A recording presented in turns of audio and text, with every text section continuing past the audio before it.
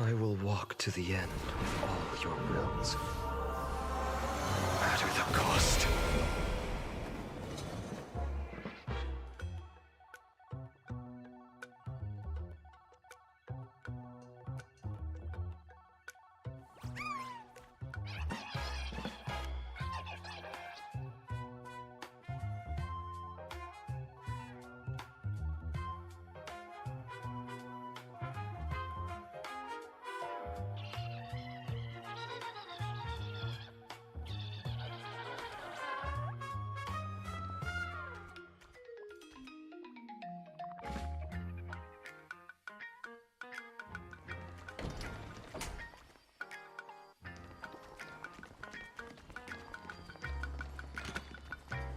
Many generations ago, the Dove Brook was already a river flowing with countless legends.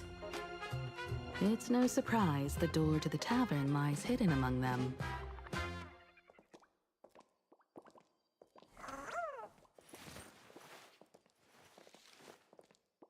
My childhood musings, huh? So naive.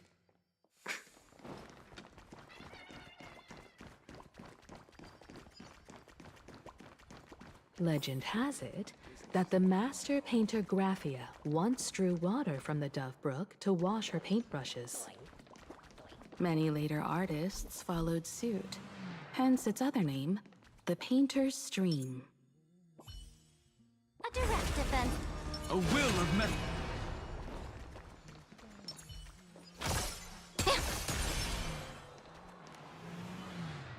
Looking at Dove Brook's scenery,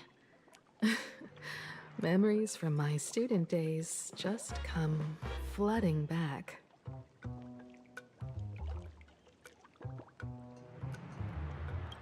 They're not exactly interesting memories. Back then, Dove Brook District was teeming with gangs. There were hooligans running around everywhere, and some really loved messing with the students. I was taller than my peers, and happened to be training in martial arts. To stand up for my juniors, I would occasionally get into scraps with the thugs on the streets. The people who fell into the Dove Brook River would cover the surface like bean sprouts in noodle soup. It all feels like it was just yesterday.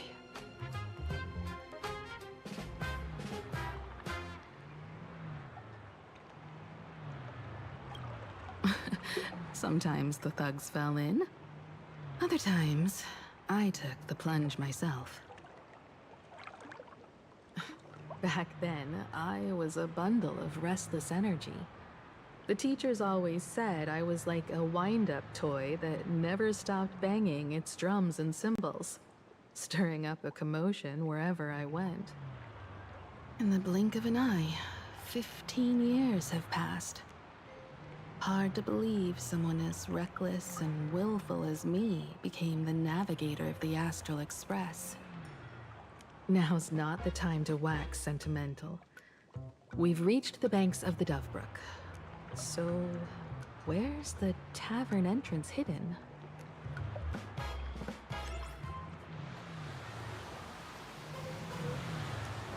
Advice on the streets.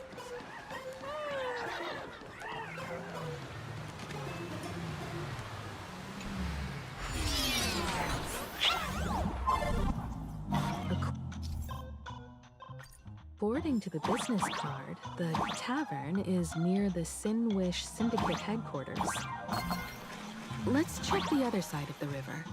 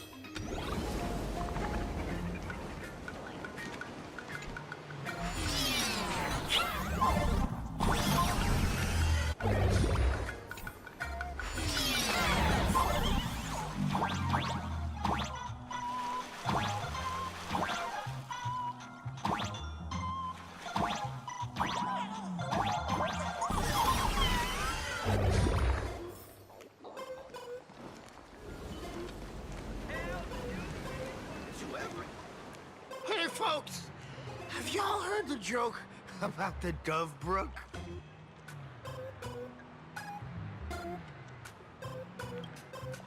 Yeah, one day, a criminal escaped from prison. He ran for his life, but just when freedom seemed within reach, the Dove Brook blocked his path. With his pursuers closing in, the man prayed to the river. I am hammered by the law, stained with filth. Oh, pure flowing waters, please do not swallow me. A voice from the Dove Brook replied, there's a pedestal of light upon the water. Step on it and you can cross. The criminal wept. What pedestal of light? It's only the moon mirrored on the water, an image that shatters at a touch. If I step on it, I'll fall in and drown. You can guess how the Dove Brook answered him. The Dove Brook said, you're not hammered at all. Otherwise, how could you still tell the moon from a pedestal?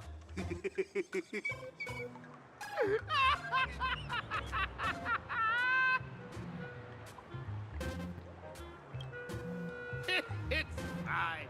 You don't have to buy me a drink as long as I can make you laugh.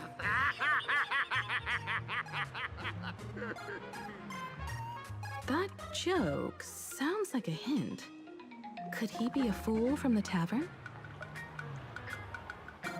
Maybe if we find the fragile moon he mentioned, we'll find the way into the tavern. The moon's reflection. So fragile it shatters at a touch.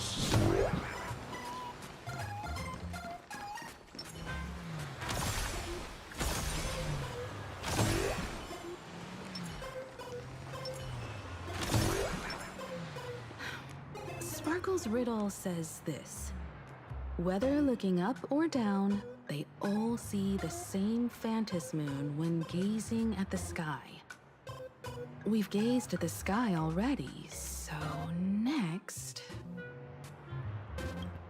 From this angle, the moon's reflection is right here. It does look strange in the water. If what the card says is true, and the fool's riddle is the key to entering the tavern, then this moon must be the door lock. Come on, let's take a closer look at this strange moon.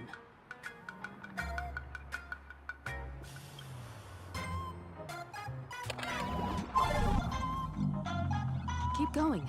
Chase that moon's reflection.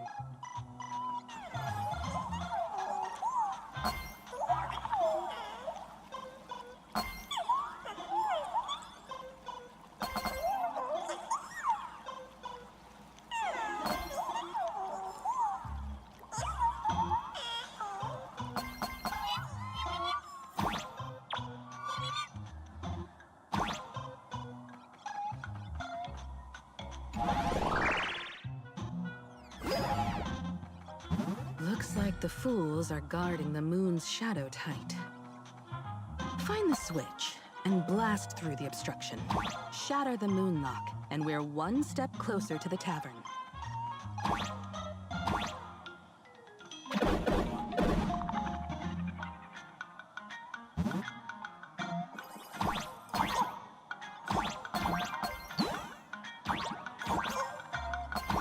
Let's try again.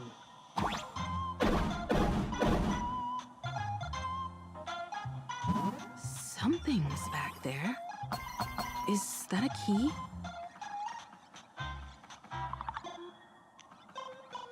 The moon is about to break. Let's try again.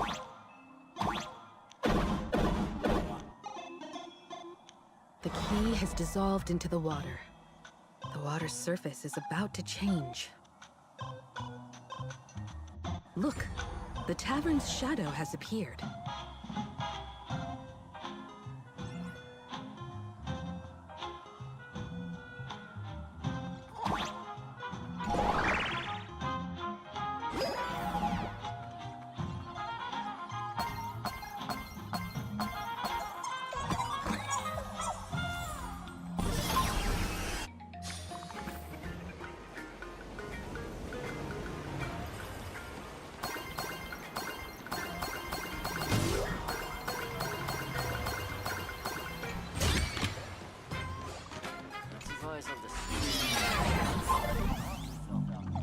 If we follow this path ahead, we should reach the tavern.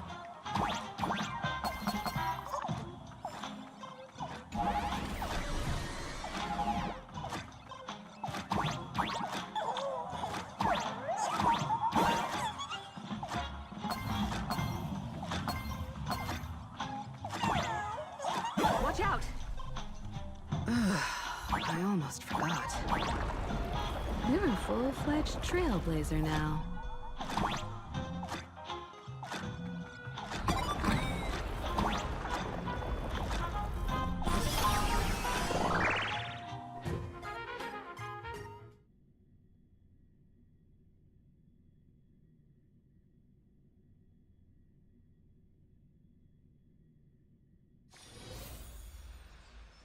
Welcome! Please laugh to your heart's content.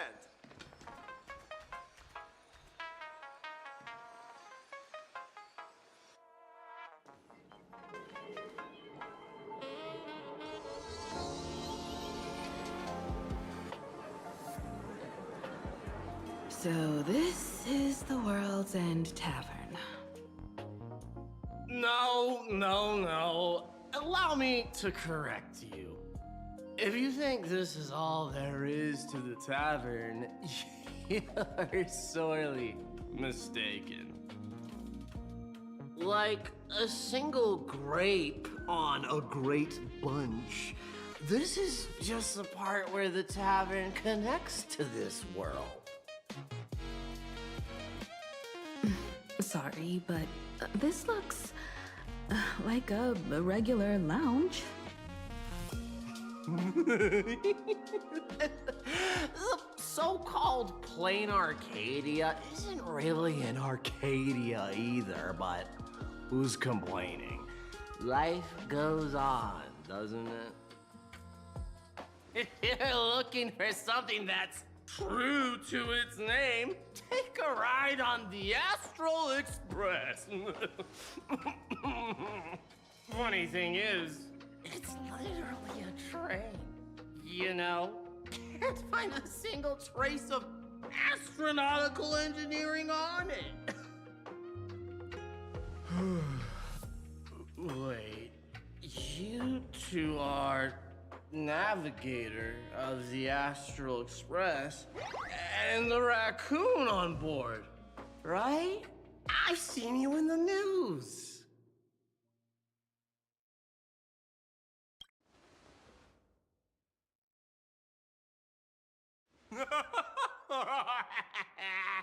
Friends, a big shot is here. A real knee slapper incoming. Really? From the Express? You're not so freaking way enthusiast, are you?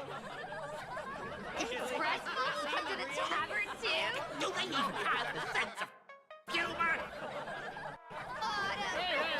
Can I get your autograph? Sorry, the sole of my foot. I'll never wash it again. Everyone, curb your curiosity. These two are my guests. Even the most mischievous among you should know when to stop and mind your manners. Oh, well, if it isn't Little Sparkle. We've all heard your joke. Take the mask from a masked fool, and what's left but a fool?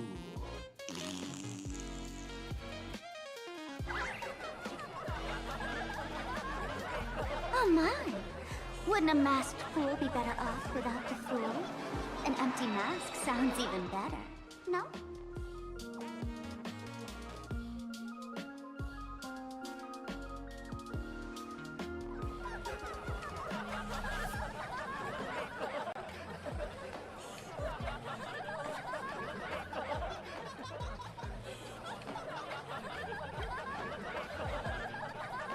Don't take an idiot's words too seriously. Unless you want to join them.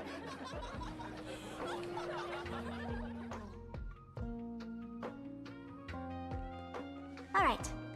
Now I can finally entertain my guests without interruptions. You two, this way. Let's talk about the imposter.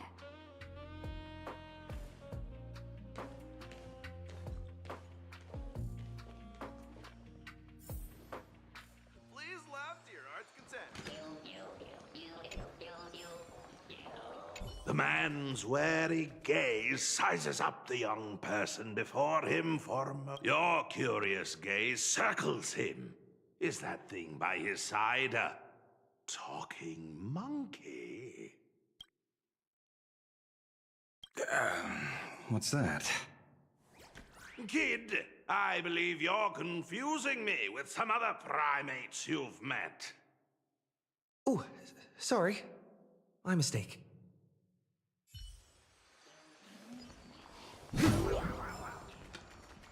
me the same old. Some dry jokes. Shake it. All right, you two. First round's on me. What'll it be?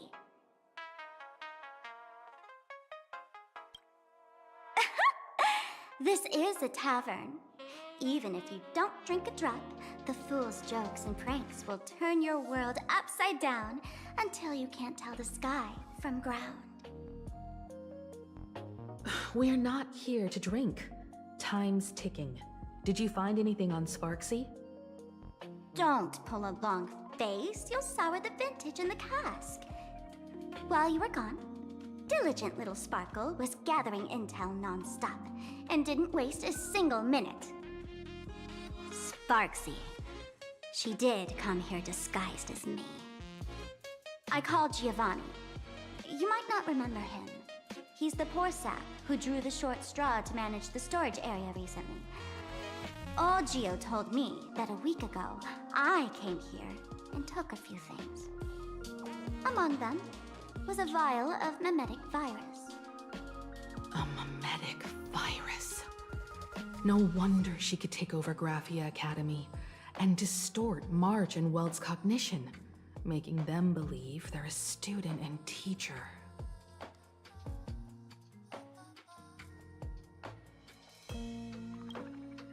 Close enough.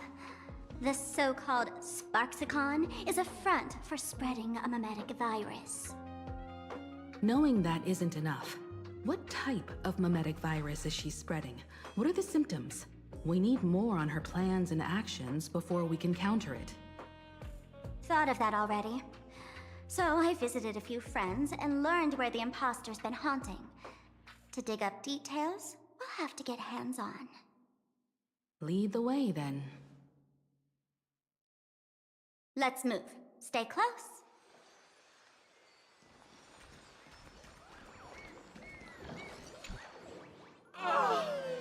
Abandon all despair, ye who enter.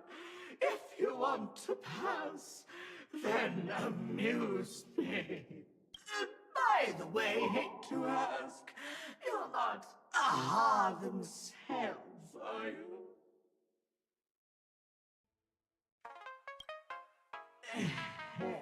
Well, that's a relief. Not like I could tell if you were or stop you, right? Isn't this the Tavern of the Elation? Don't you welcome the laughter, gracing you with their presence? You're wrong. It's not that they are unwelcome. See that? The fools put up a sign over there. Aha! And morning actors stay clear from the door. Stay clear! Ridiculous as it sounds, it's true. After 666 invitations to AHA went unanswered, the younger fools voted to expel the laughter from the Pact of Elation. Oh, I get it. It's like students expelling a teacher from a classroom. The action is meaningless. The message is loud and clear, though. All right, Mr. Doorway. I assure you that none of us three is AHA, and none is a morning actor. Oh, it's Sparkle. Is it really Sparkle? It's not someone else pretending to be Sparkle. I can't tell, and I don't care. Listen up, gray-haired lad. If you want me to open, pay the toll with saying a joke. I've been waiting for the one joke that can cure my melancholy. Now, amuse me.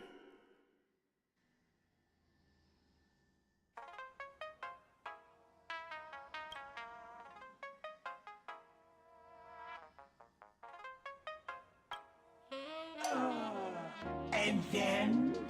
I said it. A joke. Oh, poor child. A bad joke is more pitiful than melancholy.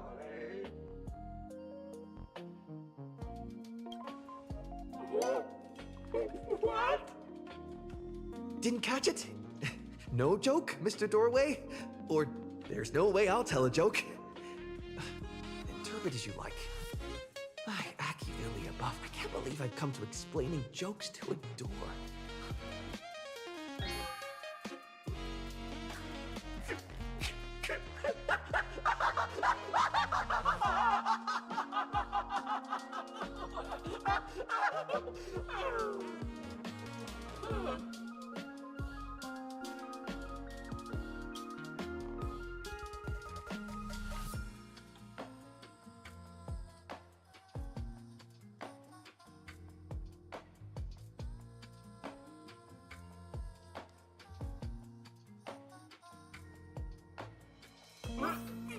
What are you going to do? I'm gonna break you open. Light up the door. Light up the door.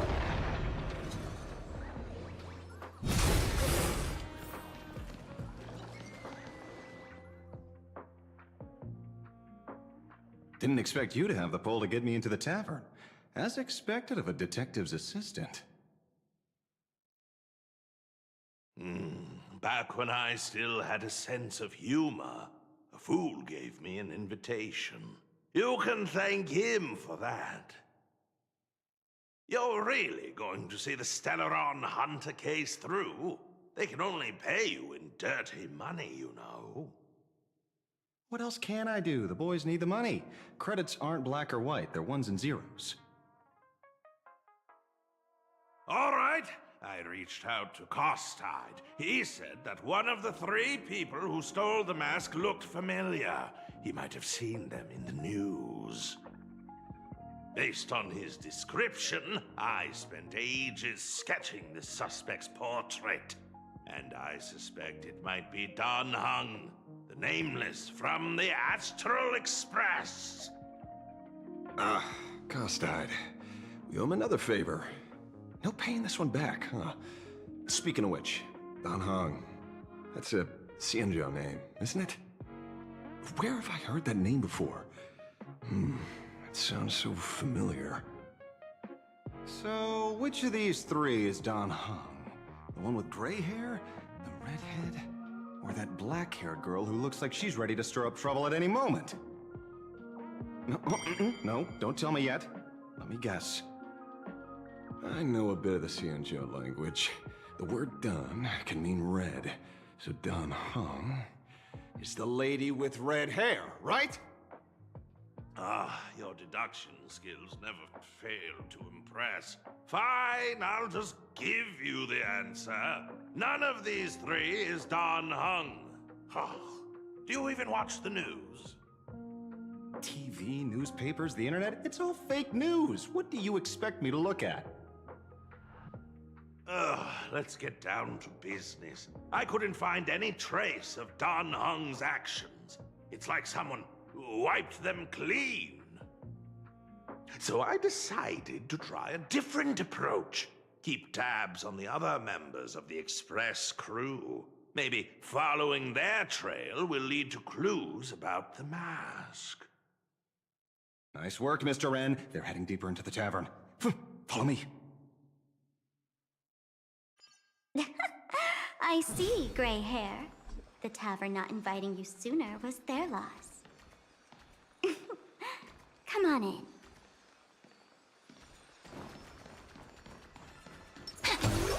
Is the drink in these barrels really brewed from jokes? Yep, you know your stuff, man. Just heard some rumors, that's all.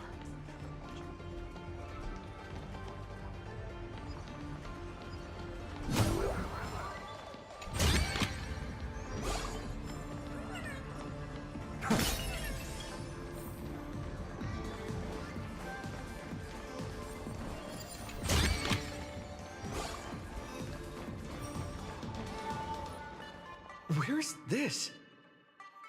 Ta-da! Welcome to the dazzling lights of the Bliss Star. The heart of the tavern, Plain Arcadia's dazzling dance floor. There are some tasteless masked fools who consider this place the secret to keeping the laughter going. If life's cruel, don't beg for fairness. Dance! Shake away that sadness until it's all well mixed with the joy in your body. That huge light orb up there. For a tavern, it's as essential as the phantom moon in the sky. If we get the chance, I can take you inside for a real eye-opener.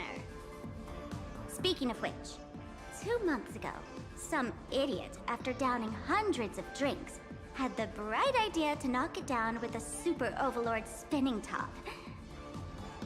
So, we had to reinforce the Bliss Star with a steel frame around it and seal it inside the world in canvas.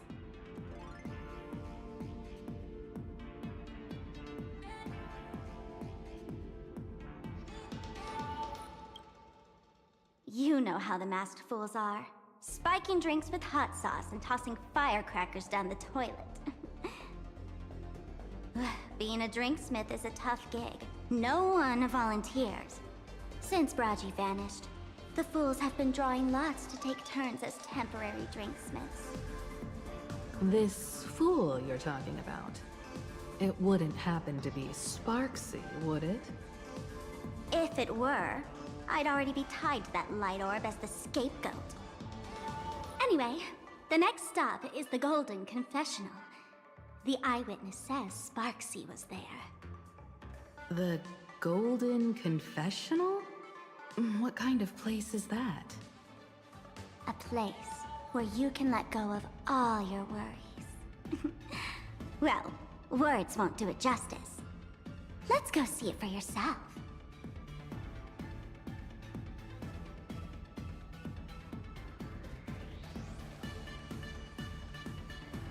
Light up the door.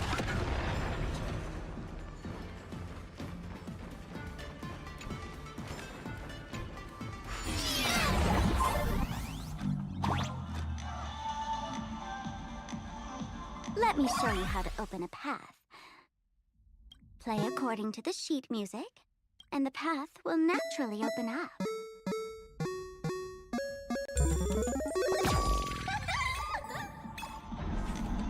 The steel frame actually opened.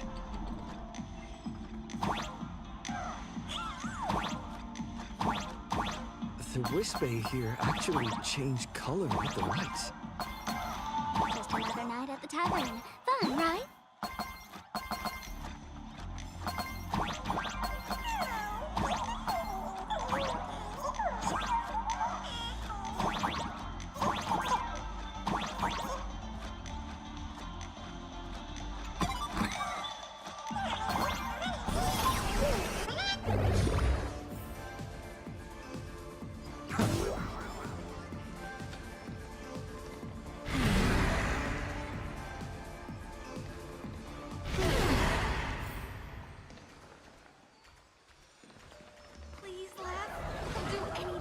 So many sinks? Why bring us here?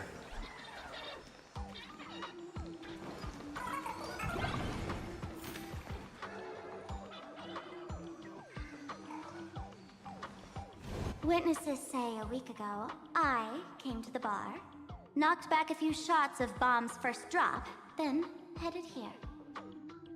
The Golden Confessional is an emergency shelter for fools who've had one drink too many.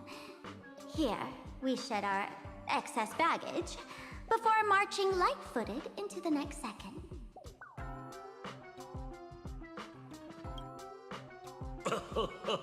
Oh, well, looks like old Sampo's become the king without a crown.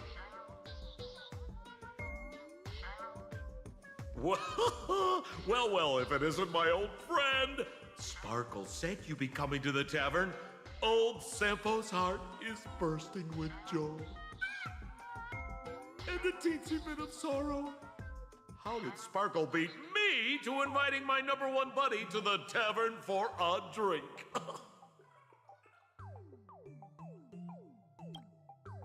Miss me, old friend? Hello, Miss Himiko. Long time no see. Mr. Sampo, hello. What business brings you here this time? No business. Just here to repay an old favor. Ms. Fool here sent me a message asking for H-E-L-P. Someone's been parading around the tavern impersonating her. Well, now, this is some juicy news. Miss Sparkle's usually the one impersonating others, but look how the tables have turned.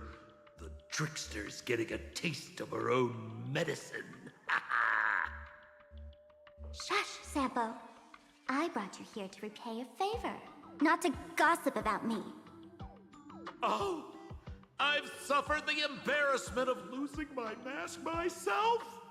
Thanks to Miss Sparkle's mercy, I didn't end up stranded, so here I am today, ready to help you out. No questions asked. All right then, let's get to work. Get to work? What are we doing? Naturally, we'll fish around in these thrones where humans dump their worries and find the worries that Miss Sparksy left behind. You want us to unclog your toilet?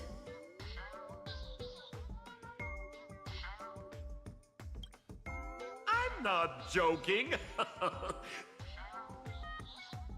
Don't be too shocked, you two. Let me share a little secret about how we masked fools stay mentally healthy.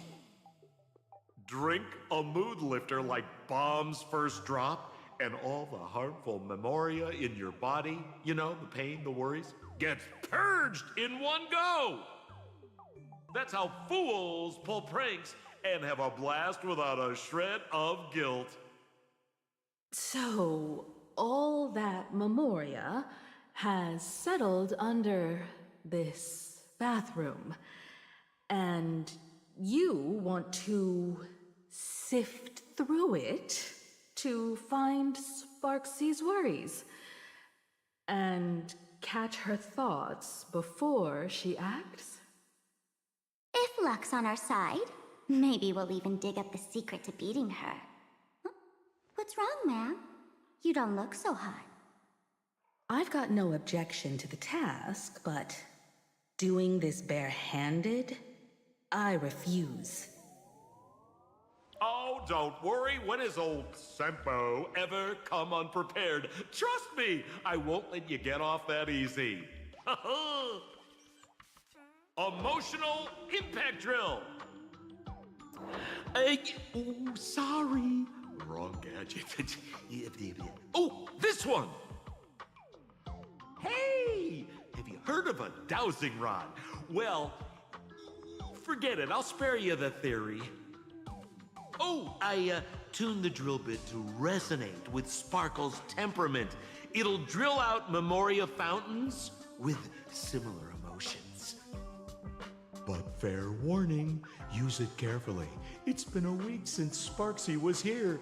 Keep your guard up in case something else comes bursting out.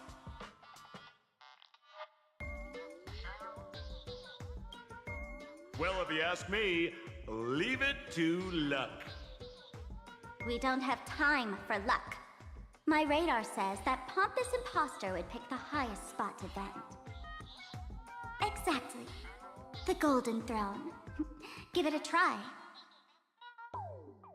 Bro, pick a spot to drill and start mining that gold.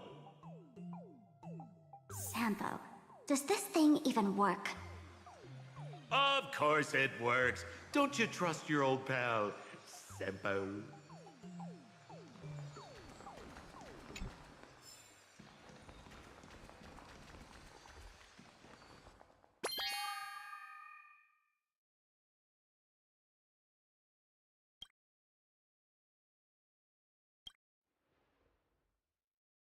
Sempo?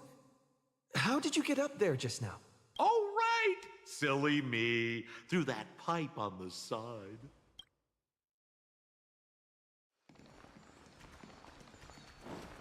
Are we gonna have a flatter competition today? The loudest, Noodles!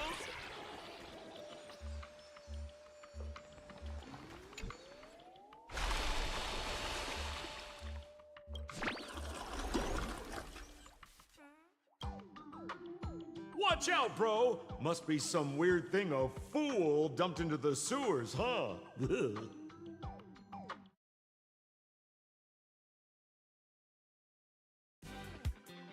Which irresponsible exorcist did this? The tavern sewer system is not a dump.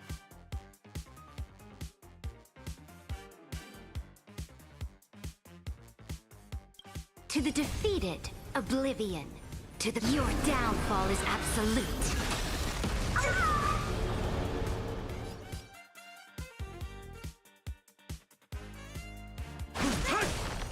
It's stars.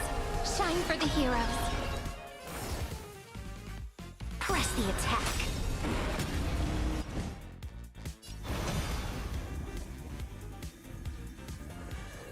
Future could come! Amphorius will welcome the true dawn. Give me a glass of...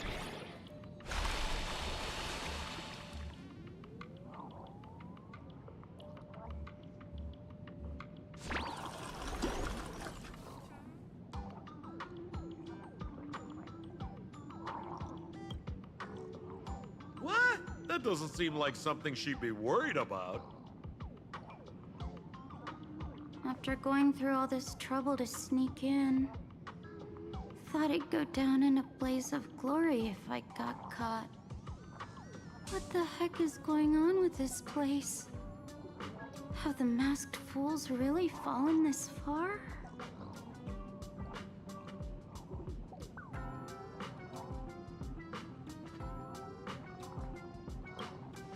Me? I'm a mourning actor. Isn't it obvious?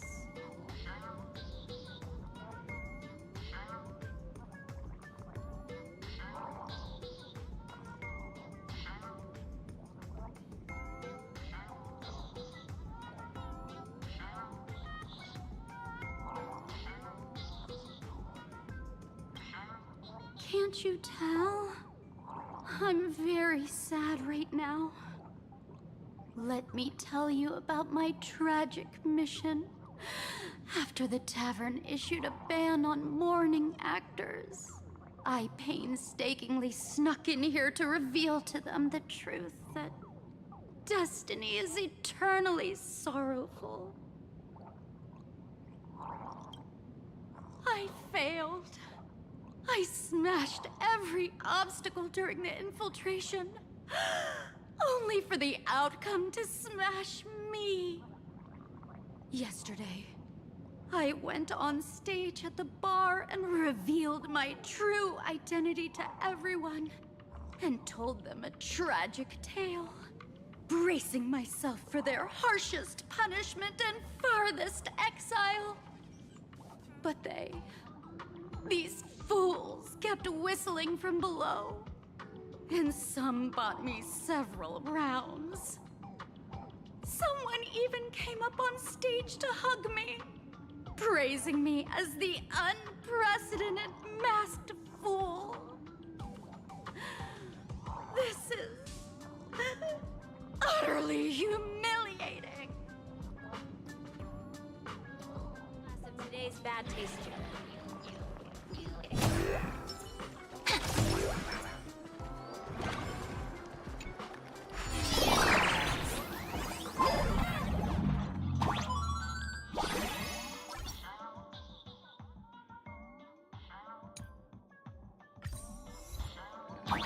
What's this? A plunger?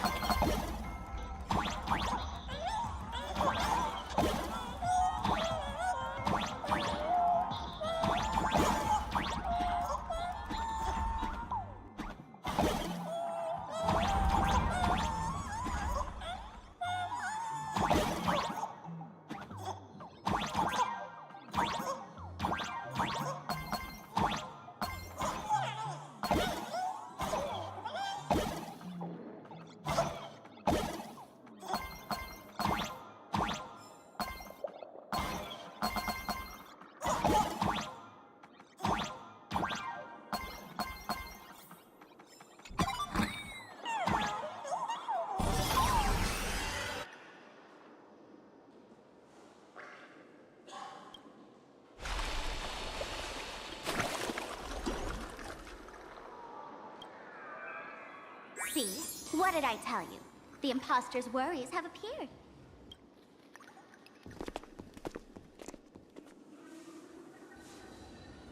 What a rare sight.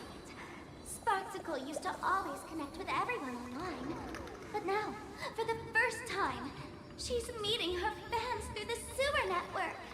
Sorry, but we're your haters. Come clean now. What are you planning to do with that mimetic virus you stole? Use Sparksicon as a front?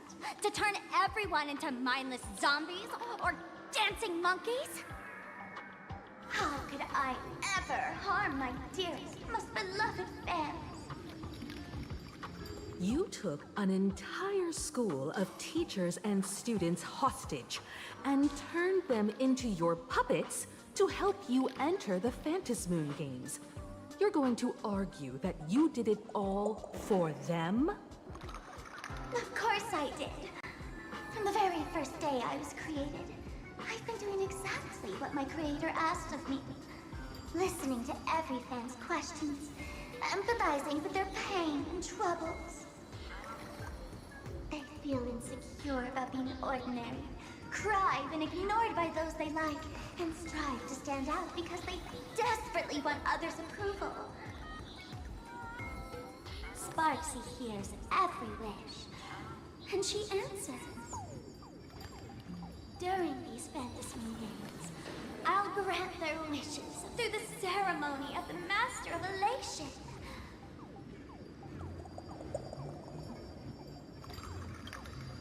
No, I'll give each of them a choice. The choice to become me. Because deep down, every one of them longs to become Sparksy. To wear this dazzling mask, capture the internet's attention, and bask in praise. You must have heard that saying. In the future, everyone gets their 15 minutes of fame. Now, that moment has come. Sparksicon will turn every spectator into me! For reals? She plans to use a mimetic virus to turn everyone into herself? Oh, the answer was right there in the riddle all along. You know, I gotta say, that's very Sparkle. As expected of my imposter, you're absolutely bonkers!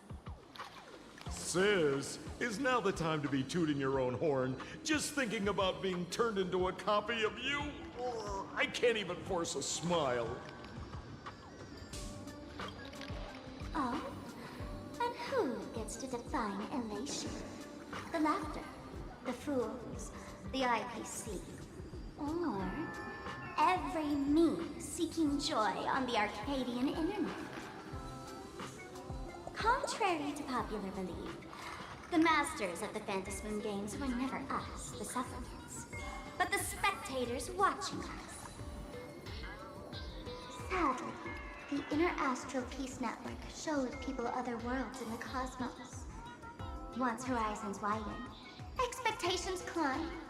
Nothing they hear or see feels fresh, interesting, or thrilling enough. And everyone fears that they're outdated, uninteresting, or unexciting in others' eyes. So the world's like a derailed train, racing toward thrills and madness. Nameless of the Astral Express. Am I wrong?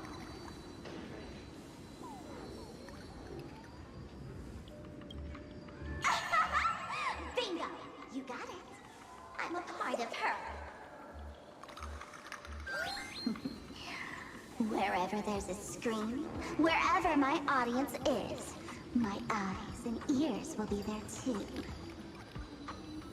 I want to see how far you in this outdated model can go. The harder you struggle, the more spectacular it'll be when I live stream the Astral Express cruise derailment at Sparksicon! I'm looking forward to your resistance, Nameless. Oh, heads up, everyone! She's getting serious.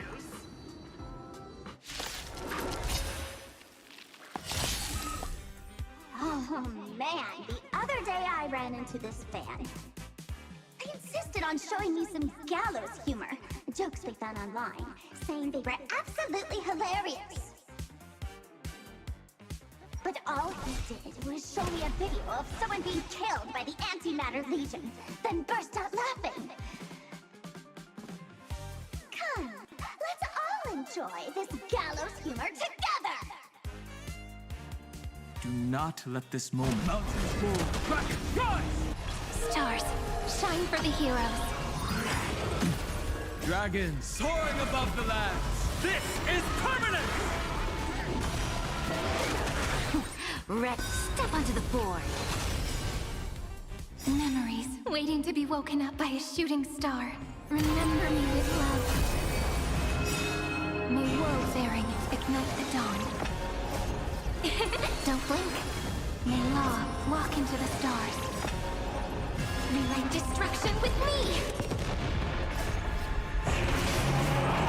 Flames consume me. Hail the new dawn.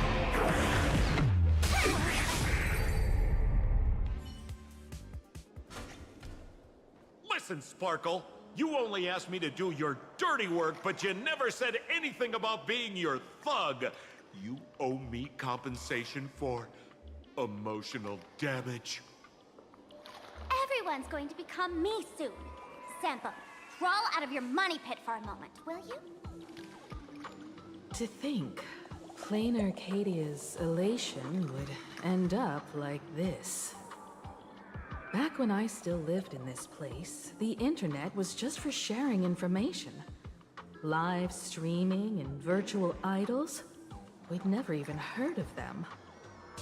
Coming back now feels like stepping into a foreign land. Like returning home, only to find home isn't where it used to be. It's just madness wrapped in a cheerful shell. She's convinced that we'll be powerless to stop her plan, even if we know what it is. But I'm not ready to roll over just yet. I know. Even I don't want to turn into that phony's lookalike. Though, we're not that different. Since the fools stash dangerous things like mimetic viruses in the tavern, I assume they must have also prepared some countermeasures? Ma'am, you give us fools too much credit. This is the tavern, not the well-ordered Herta space station. But I do know a place. With some luck, we might find a mimetic virus cleanup expert. All right. Now that you folks have a lead and no shortage of fighting spirit, old Sempo's calling it a day. The Astral Express always has a way of handling crises, doesn't it? With big shots here, a sidekick like me doesn't need to steal the spotlight. Oh, if you run into trouble, you can always ring old Sempo then. I'll even give you folks a special discount, sort of. Well then, farewell, everyone. So, where are we heading next? Let's check out Fatal Joke. Fatal Joke? What kind of place is that? Maybe some kind of hospital.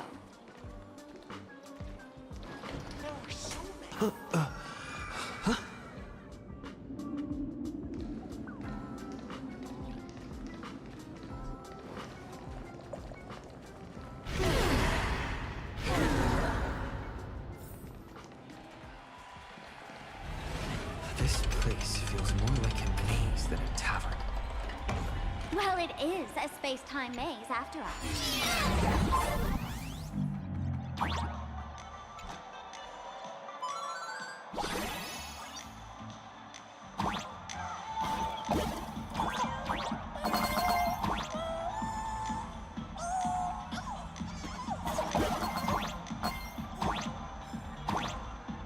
Man, I really wish we had one of these light orbs on the Express.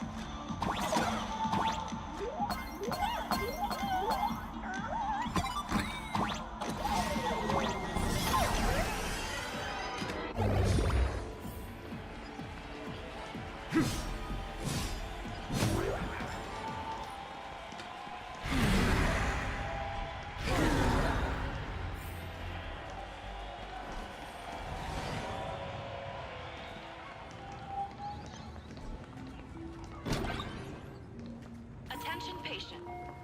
Why is there a hospital hidden inside the tavern? Well, because those who can become fools are all a bit sick in the head. Not your regular headaches and fevers, but matters of the heart.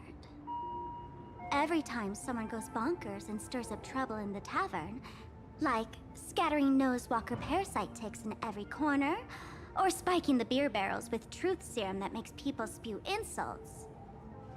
For each time the whole place goes topsy-turvy, there's always some fool who, in the spirit of elation, volunteers to treat them. Yep, they get sent right here to Fatal Joke. Strange. Why isn't there even a fake doctor around today?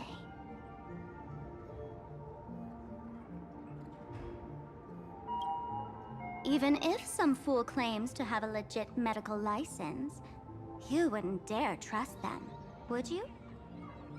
Attention patients.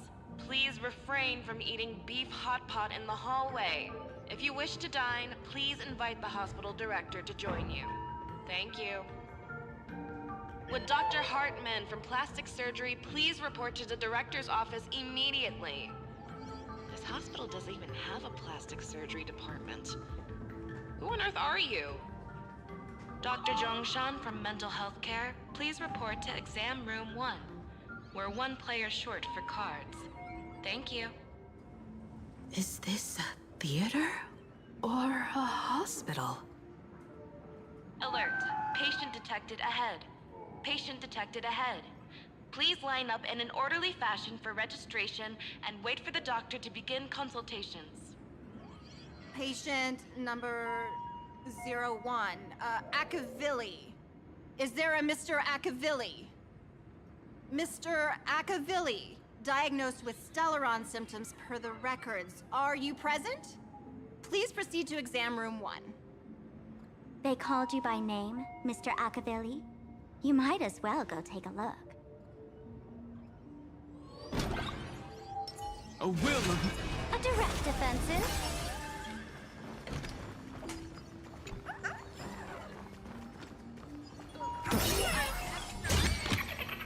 I've appraised it all. No thanks. Professor Skaven from the Department of Psychiatry. Please proceed to consultation room 7 immediately. 1 player short for a card game. Thank you. You're finally back, Akivilli. I've reviewed your clinical records. Your Stellaron symptoms are stable. Continued observation will suffice.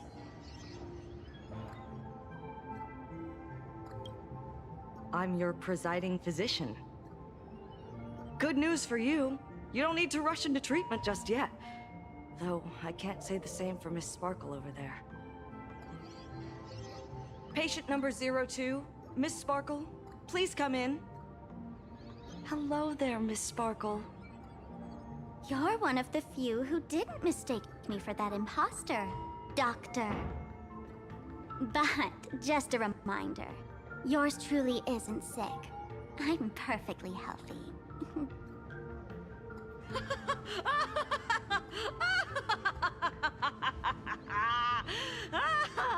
Oh, everyone who comes here says they're perfectly healthy.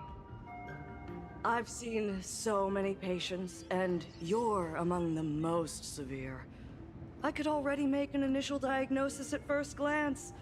Your ailment is loss of self. If someone can transform into 10,000 characters, would she still remember her original self? Good question. But if someone could become 10,000 characters, does the original even matter anymore? By the way, Doc, are you familiar with any treatment protocols for mimetic viruses? Mimetic viruses. I've heard about it. The city sent over a few cases. The patients had one thing in common. They were all heavy internet users. The medical records are in the room. You can take a look if you want.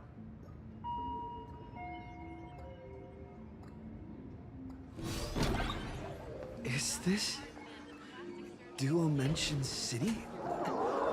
How is that possible?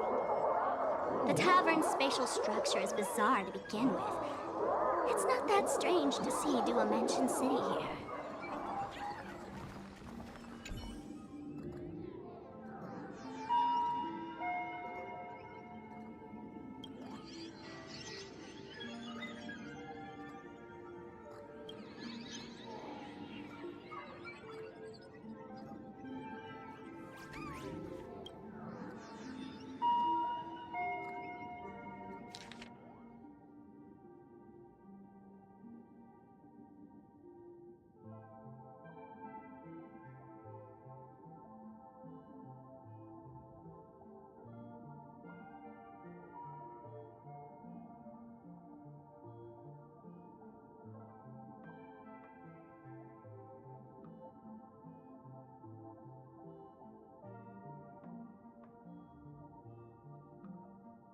No way. Are these General Yao Guang's medical records?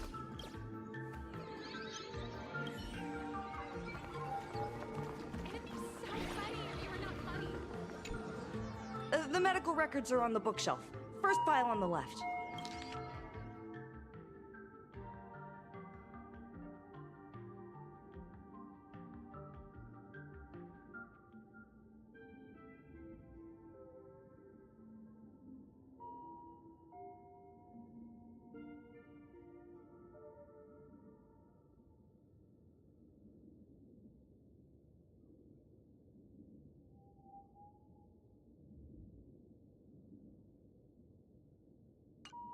Are there already victims in the city?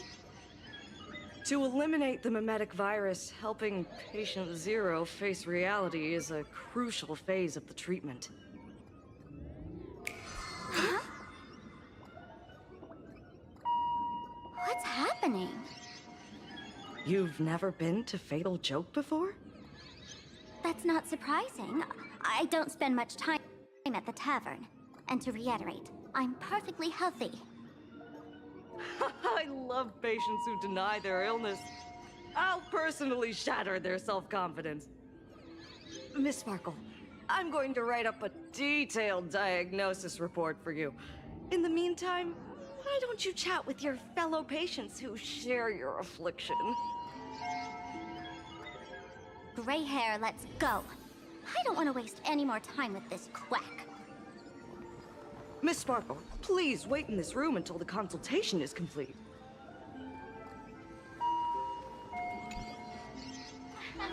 Sparkle, you're back!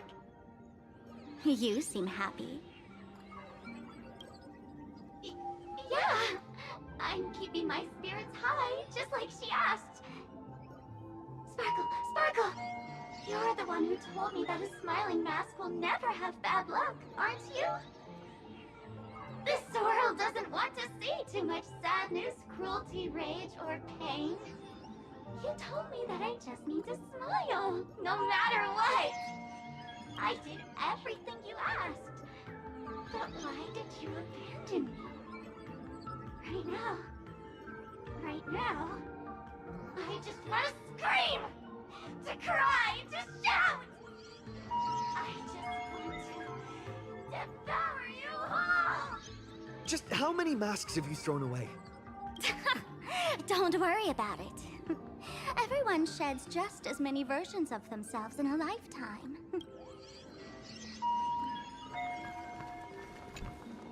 Sparkle, do you still remember me?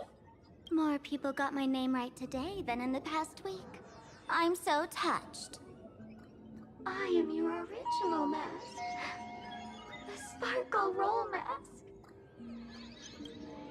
The archetype of a bright maiden doomed for a short life. The avenger who perishes with her nemesis. The lover who dies for love. The young artist driven to madness. You used me to win fame, applause, and countless eager gazes. So why would you cruelly cast me aside? Please, wear me once more. The worst thing an actor should do is be tied down to one type of role. Do yourself a favor and stay down. The diagnosis results are in, Miss Sparkle. Hey there. Are you also troubled by the same illness as me? What illness do you have? I once suffered from a disease called Fool. A masked fool named Sparkle grew out of me, slowly becoming one with me. She used me to bear all the pain caused by her performances, left me battered and bruised, while she slipped away from everything. But I was lucky enough to find this tumor called Sparkle. And I expelled this malignant growth from my body. You're just a tool I discarded.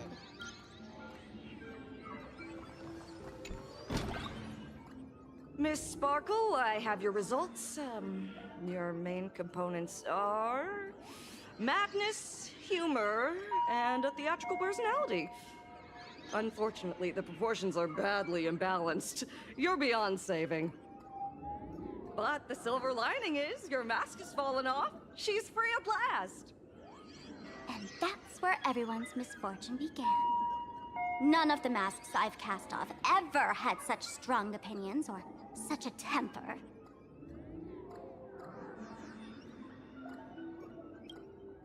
She no longer needs to be corroded by your cancer of rationality. Now she can do anything that you wanted to do but didn't dare to do. Ha! As if there's anything Miss Sparkle wouldn't dare to do. For example, you don't dare wear any one mask for too long. Like a butterfly shedding old skin, you keep discarding every mask just so you won't be defined or bound by them. You're afraid to stop, to be stuck in some stereotype. You're afraid that one day you won't be elating enough. That's why you drew Miss Sparksy and became her online. As a dazzling mask, everyone confides in her. Everyone wants to be her. Everyone feeds her their clever ideas. You thought this would inject new life into your elation. But sadly, once the mask is on you, you become its accessory. People care only about the image the mask paints. No one cares about the you beneath. And that is why she came to life. Human recognition and desire will flow through the internet, providing nourishment for her to bloom. She'll become a bewitching flower, conforming to everyone's wishes, letting them wear her, become her, and blossom across all of plain Arcadia. What a beautiful sight.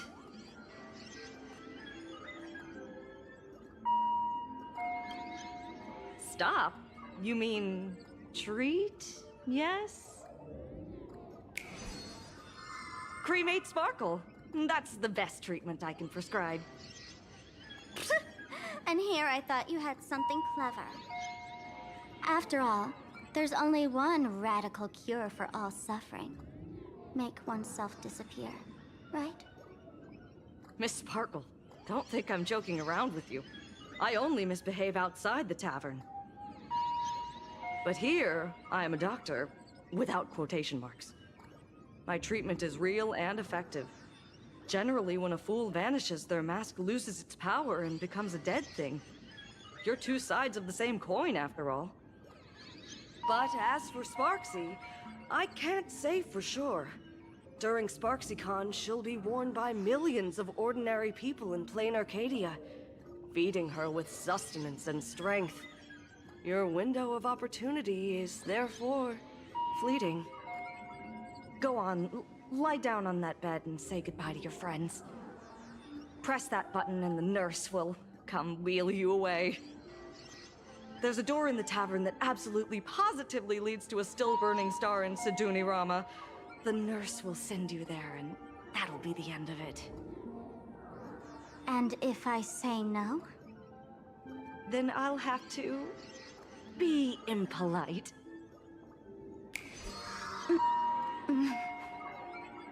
Miss Sparkle, nameless, the choice is yours. As for me, by the laughter above, I've got to catch the next ship out of this dump. Hey! What's going on? Why am I pinned here? Gray hair.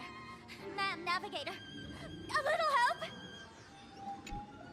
The mask of the masked fool represents what you wish to become. You use it to focus your power, but the mask will gradually bind you as well.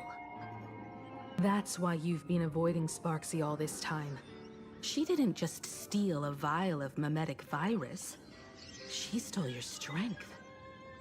No wonder the fool at the bar joked, when a masked fool loses their mask, what remains is just a fool. Yes.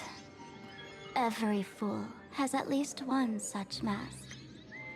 Not mere decoration, but a part of our destiny, crafted by our own hands.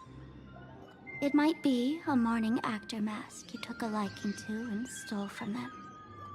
It might be a head accessory you personally sketched in a moment of inspiration. Or it might be something that one day fell from the sky and latched onto your face. To become a fool, one must experience at least one such instance of destiny. The moment of masking one's face. Through the mask's eye holes, we gain a different perspective. Finally seeing how the universe is simply churning with endless jokes, and the absurd nature of our existence as living beings. The mask is who we want to be. And now, this imposter is more me than I am. Do it! Press the button. Call the nurse and cremate Miss Sparkle. At least then, the imposter will lose her power for a little while. You should be able to take her down easily, right? You're not actually going to press it, right? Give us a moment to hesitate, to think. Waiting is torture, you know. You're not doing this on purpose to punish me, are you? Hey, gray hair! Say something!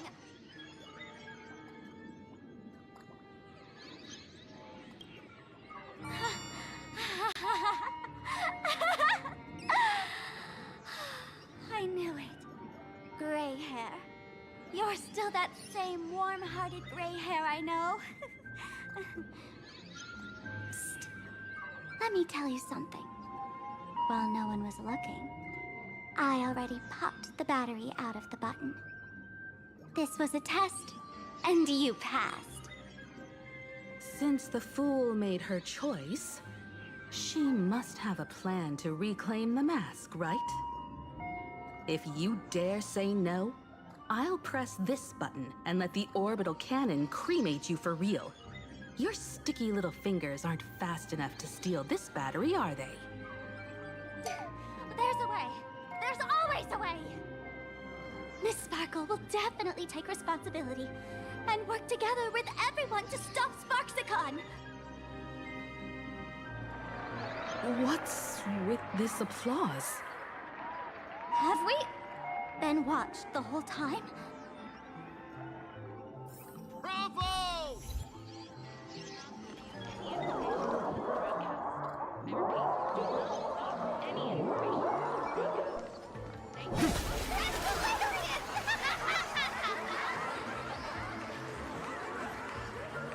So the audience watched our every move in that treatment? Is this a hospital or a theater? That's life for you. While there's life, there's judgment. In every unseen corner, countless judging eyes are watching, diagnosing, and writing their own prescriptions. I must admit, Fatal Joke is a fascinating place. Real shame I didn't come check it out earlier. Ignore the spectators. They're just here for laughs. They won't help and couldn't if they tried. You said you had a way to stop Sparksy. Let's hear it. What's the plan? I've got a few anti-sparkle weapons in my collection. I've always had this premonition that one day Miss Sparkle would become an unstoppable terror in this universe. Someone has to find a way to stop me before that day comes. On a trip, I met a girl who shared my tastes. She had quite the knack to be a fool. In our battle of wits, she nearly turned me into sparkle paste using the local tumbleweed specialty.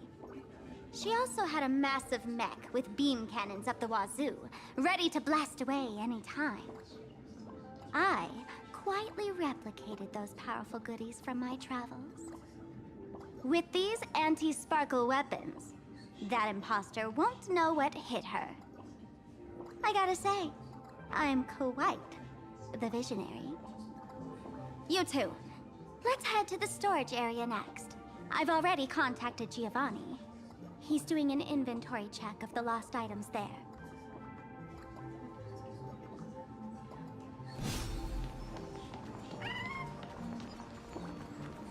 This is the stage where no one can predict the jokes.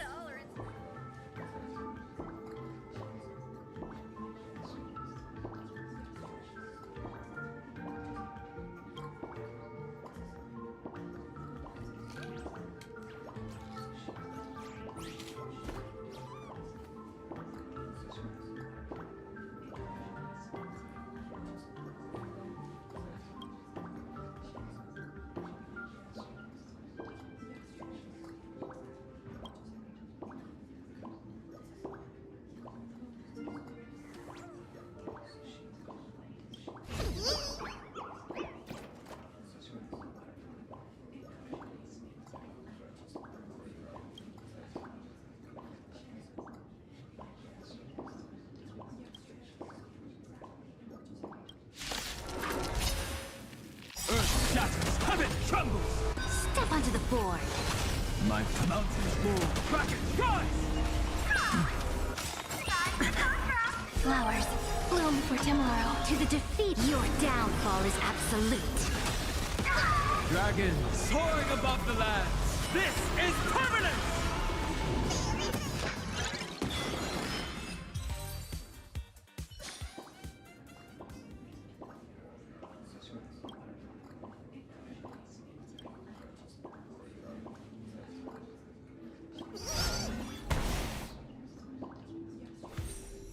This is the stage where no one can predict the jokes.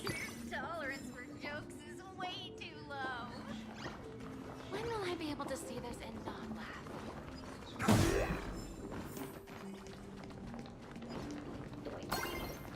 A will of... A direct offensive.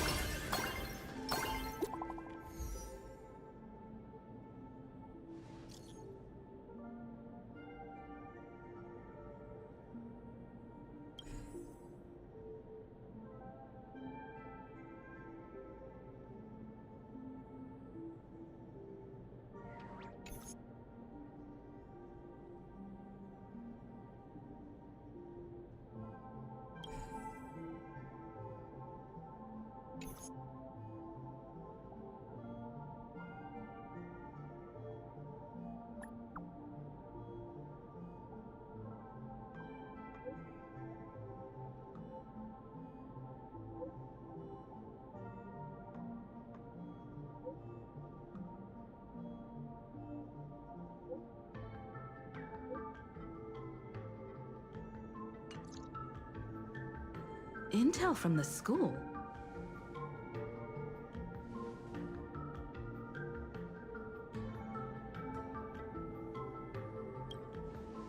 The Furbo journalist couldn't find March or Mr. Yang, but they did spot Sparksy taking down the wave mural in the school courtyard. Oh? That's noteworthy. Looks like Sparksy's busy making preparations too. But why do all this? Never mind her for now. Let's check out the Fool's storage area.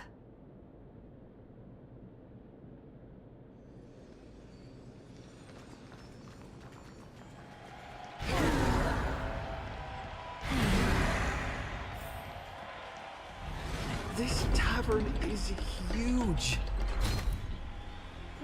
It's all right. I just wish there were more fun spots around here. Wait, there are that many people under the dance floor?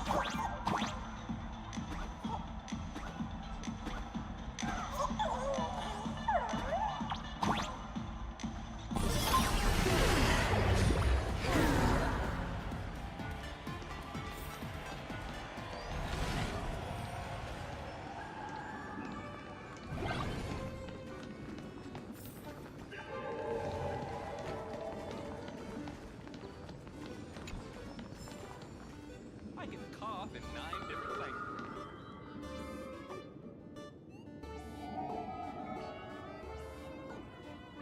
Hey, Gio!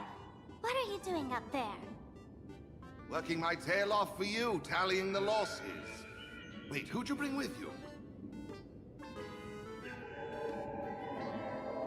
Oh, it's Mr. Trailblazer. I knew you'd step into the tavern and become one of us someday. Those with the makings of masked fools are naturally drawn to one another. You sure know quite a few fools. Ah, and the lovely lady behind you. You must be Miss Himiko, navigator of the Express. A pleasure to meet you. Mr. Giovanni, just call me Himeko. Normally only fools may enter, but since Sparkle brought you, and you are practically an old friend, I can make an exception as the caretaker. Let me show you around. Gio, cut the spiel. Sampo says you recite that intro so often he's grown calluses on his ears. Want the Fool's treasure, souvenirs, and prank gear? Come to the Grand Treasury Storage. They've stashed everything here. You stole my line again. Picked it up on a trip to another world. You've heard this phrase too, haven't you? I'll admit it's catchy. That's why I used it as a slogan. Storage area visits went up by 26% after that. Business first. Did you see my pickup message I sent? Where's my stored anti-sparkle weapons? Well, your storage list is a total mess. You never leave any notes. If I hadn't been called to audit, who'd know how many surprises you got stashed away? As for the anti-sparkle weapons, oh, I'd love to know what on earth that's supposed to be. Why don't you go in and look for yourself?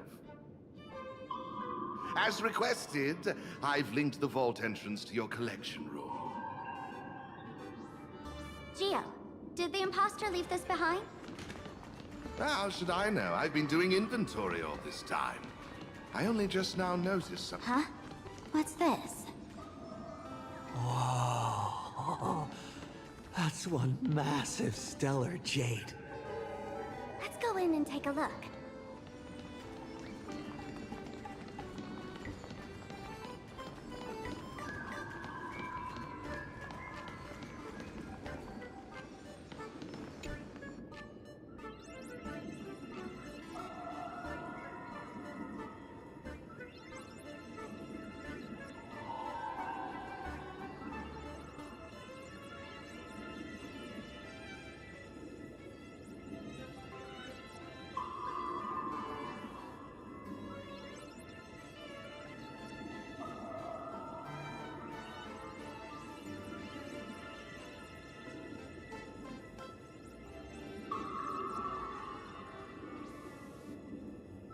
Kid, wake up.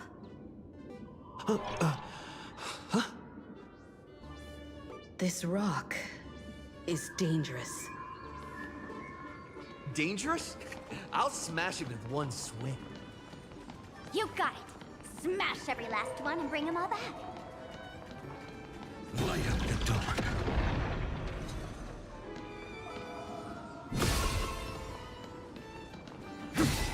Light up the dark.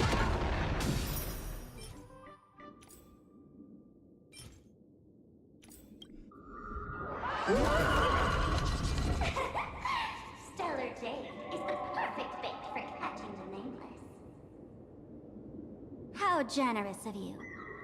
First time I've seen a thief steal something and leave something even more valuable in the vault.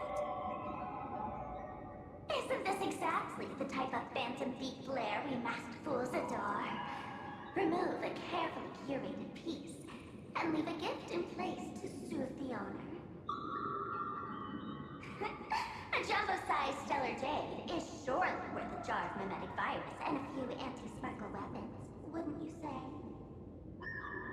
And you stole my other prized pieces too? That worthless junk? Consider it a complimentary vault cleaning. Before Sparks Con begins, I'd like a little warm-up entertainment. Old model and the nameless. You should be able to break out of this room, right? Don't disappoint me now!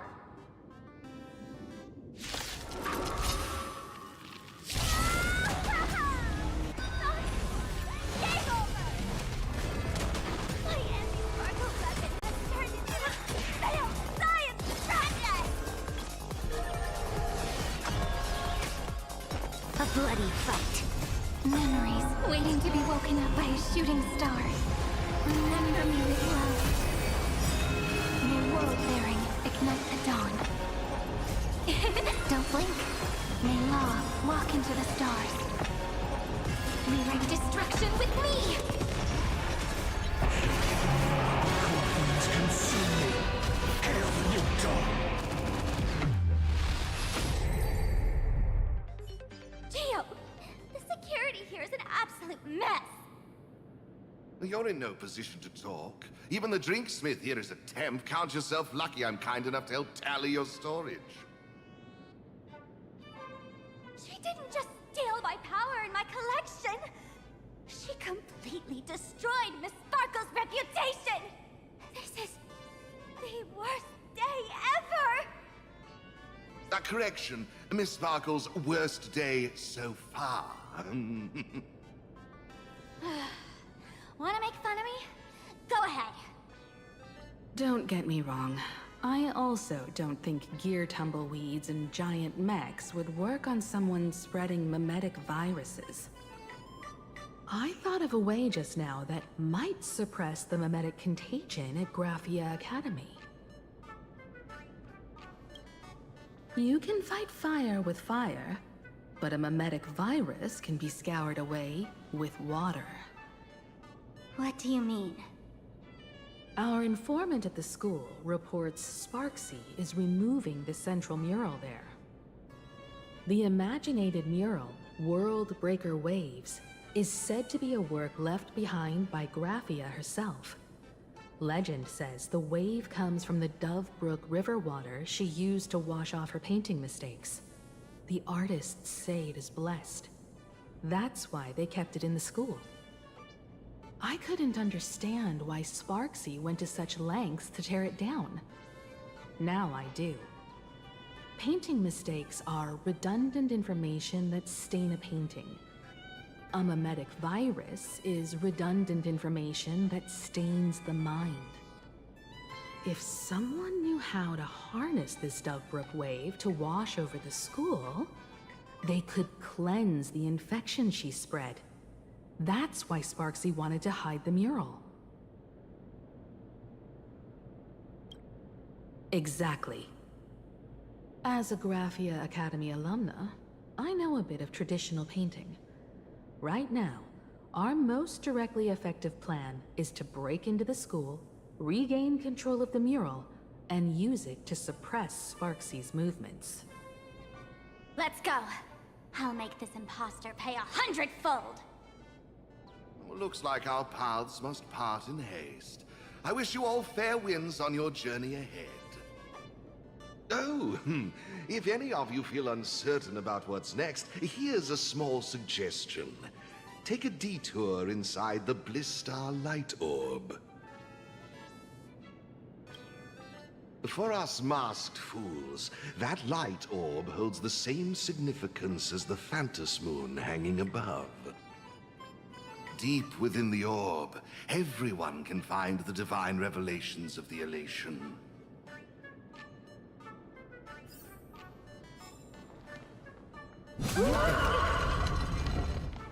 Light up the dawn. But this doesn't look like where we came in. Don't worry. I had old Geo open a shortcut.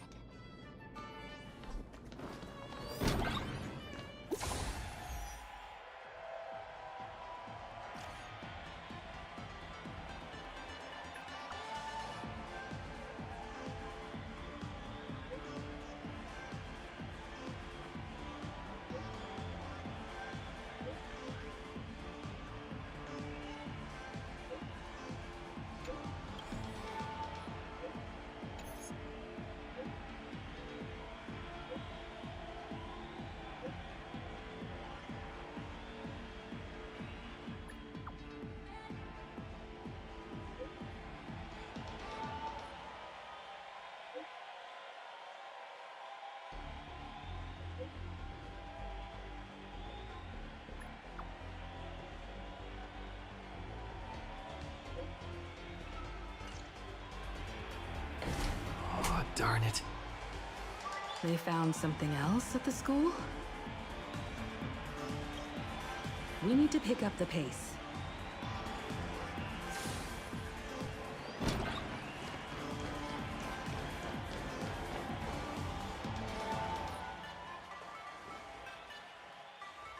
Giovanni said we could find the divine revelations of the elation inside the light orb. Don't tell me this orb is another tavern room. Bingo, your intuition's spot on. It isn't just a light-polluting orb. Think of it as a shrine for fools.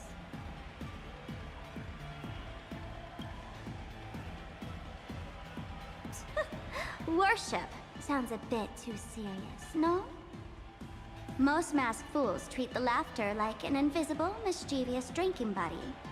Fine for mental toast. But if they really come looking for you, it's usually bad news. Inside this light orb is a miracle tied to Aha. It responds to any fool who approaches.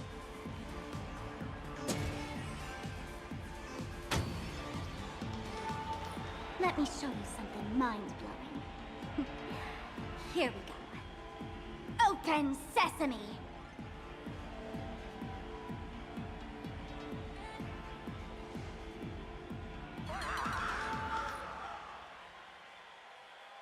I said, open sesame! Open sesame! Sesame? Open?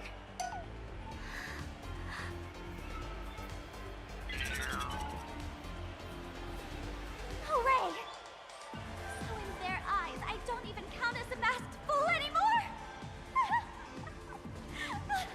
What a wonderful surprise! The imposter stole my identity too!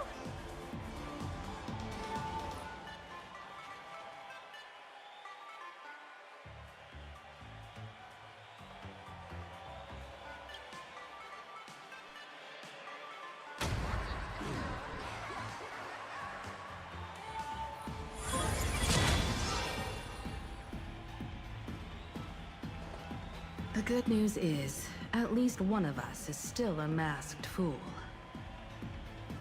Hey! That's way too harsh.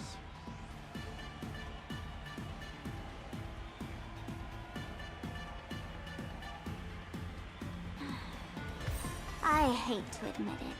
That gray hair, it's opened for you. The light orb has acknowledged you.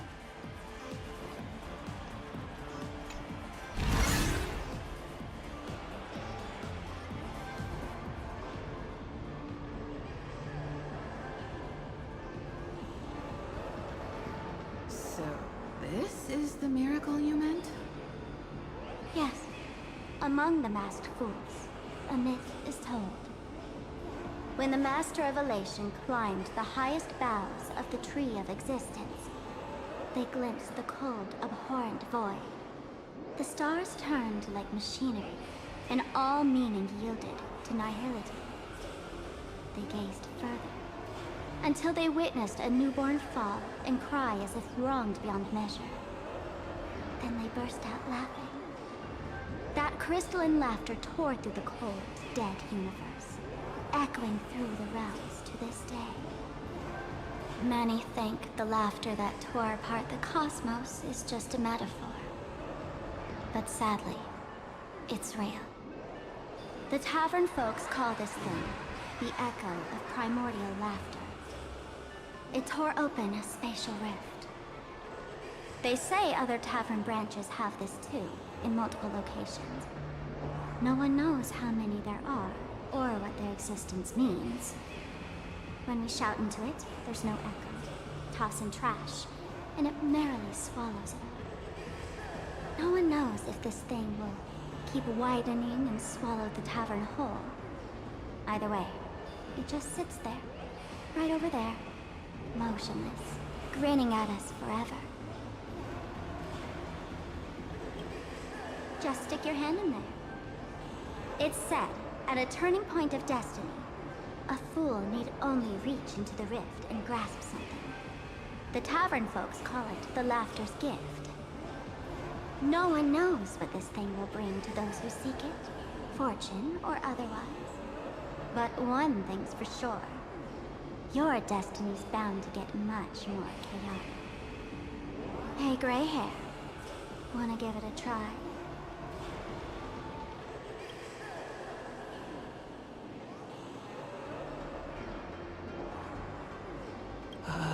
Akivili, have mercy. In Akivili's name, please don't hurt me. My hand doesn't taste good.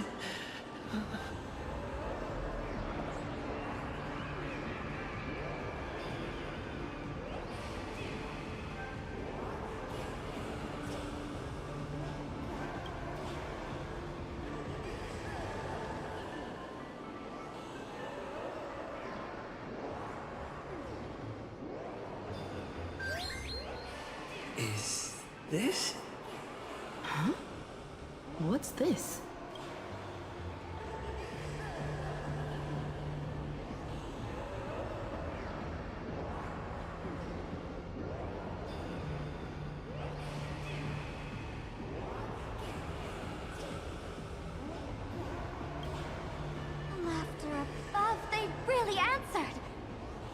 their deal giving you another mimetic virus?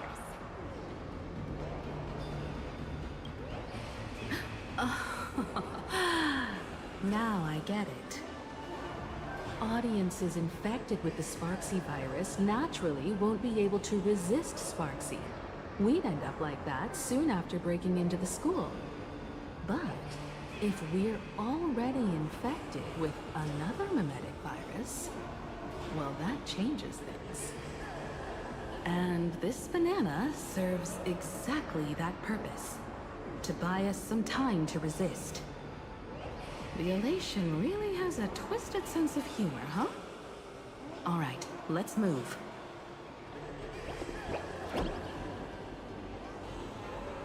Who are you two? Haven't you heard the rule? Only one fool's allowed in here at a time. Who am I? Well, just a passing detective and his assistant. Have I been asleep too long? Or has humanity sunk so low they don't even care if they turn into monkeys? Meanwhile, the ignorant criminals believed they had discovered a treasure that could change their destiny, completely unaware that what they held in their hands could shatter the sanity of the entire world! Hey, Mr. N, cut the narration when it's time to fight. Well, I got to do something, right? Like this? Whatever floats your boat. Now, listen up, you three. Put that banana down and walk away, and I'll let bygones be bygones. But if you try anything funny... If you want to get to them, you'll have to get through these little toys first! Are these folks really the Nameless? In all my years, I've never seen the Nameless dealing with mimetic viruses. The real deal. Just some nameless passing through. Mr. N, I've got to go after them. You won't be able to keep up with me. Just head home and wait for the news. I swear, I won't let the tragedy that happened to you repeat itself in this world.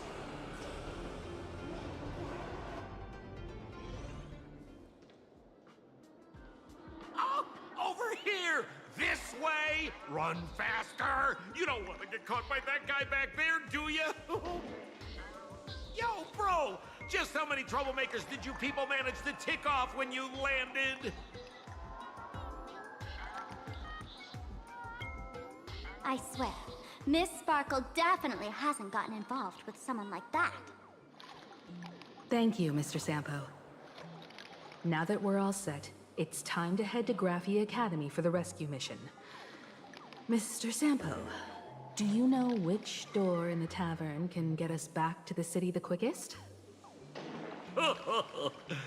You don't even need to ask. When it comes to knowing all the secret passages and shortcuts in this tavern, you won't find anyone who can match old Sempo. Then lead the way.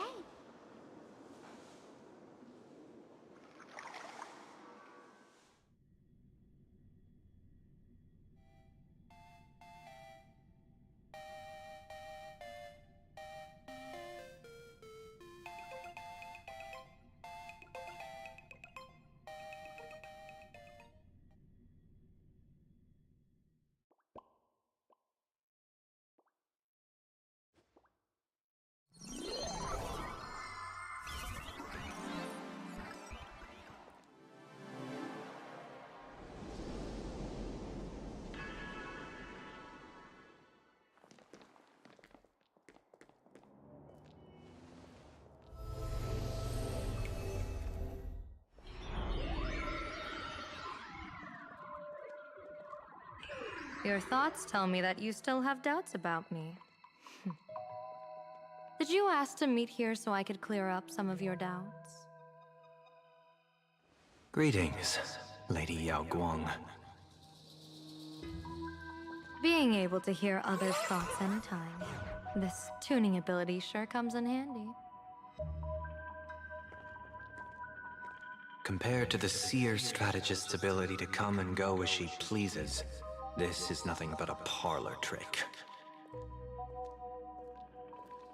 I've heard that Xianzhou folks are big on etiquette, yet here I am, and you're still playing hide and seek, General. Isn't that a bit discourteous? Sorry. I have this old problem of suddenly disappearing. It's really something beyond my control. As for the reason, I'm afraid I can't disclose it. Please forgive my rudeness. Or, if you're truly that curious, why not use your tuning and find out? You know I won't do that. Besides, I couldn't even if I wanted to right now. Couldn't?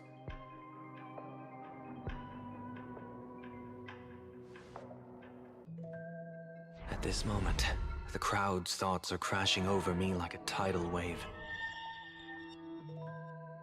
I can't block out all this mental noise.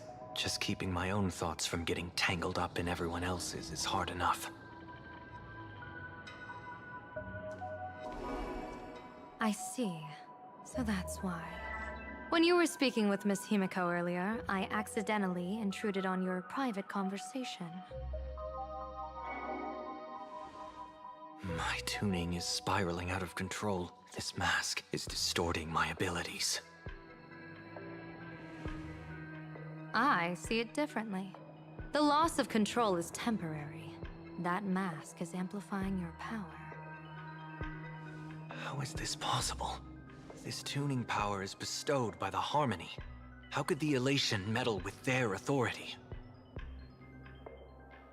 Perhaps the Elation simply poured more fuel into this divine authority? In my humble opinion, this mask binds the supplicant to all beings of plain Arcadia, drawing strength from those who share the same path here for your use. That's why you're hearing others' thoughts surge toward you like a tide. Your tuning is steadily expanding, and you've become the center of this melody.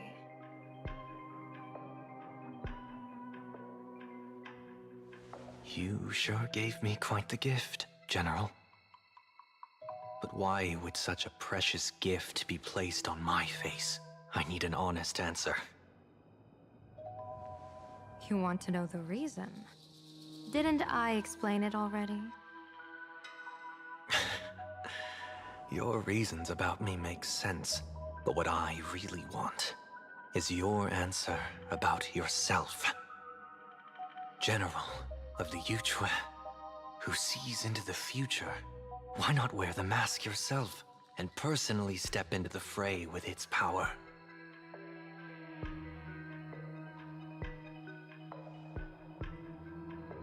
Words can deceive, but only tuning lays the truth bare. Mr. Sunday, why not use your enhanced tuning to feel the weight of that answer for yourself? Well then, pardon my intrusion, Lady Yao Guang.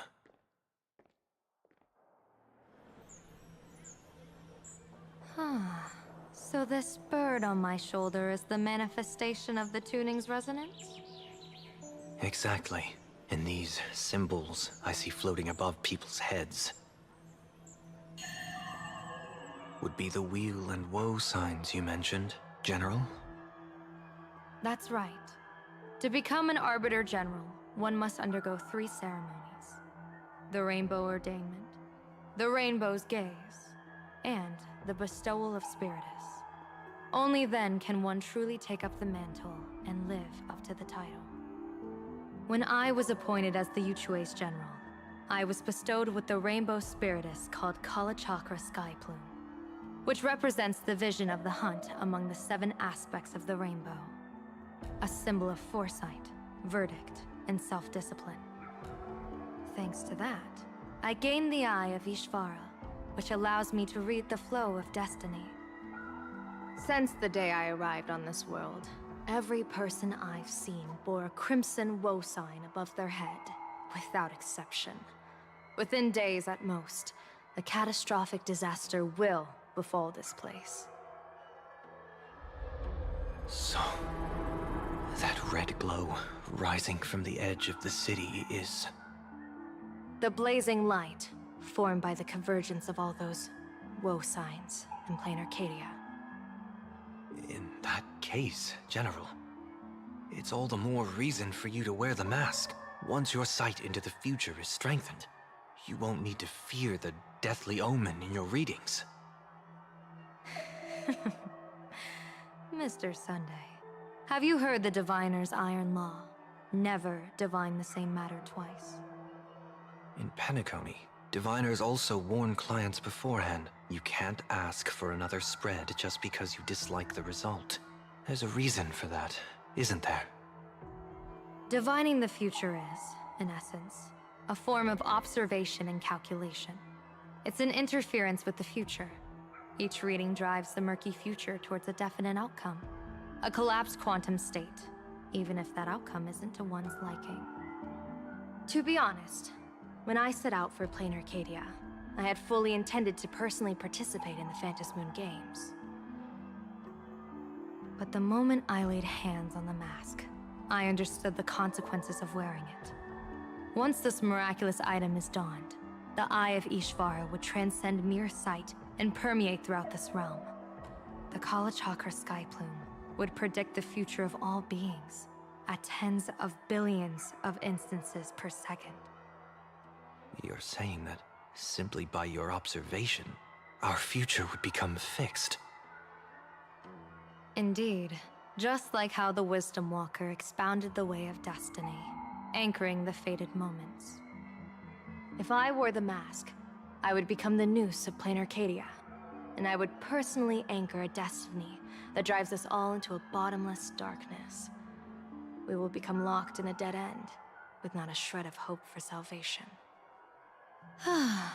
Close one. I passed the trial. There's still a sliver of hope in this round. Now that makes me even more curious. Pardon my bluntness, but the fate of billions in Plain Arcadia never had much to do with you, General.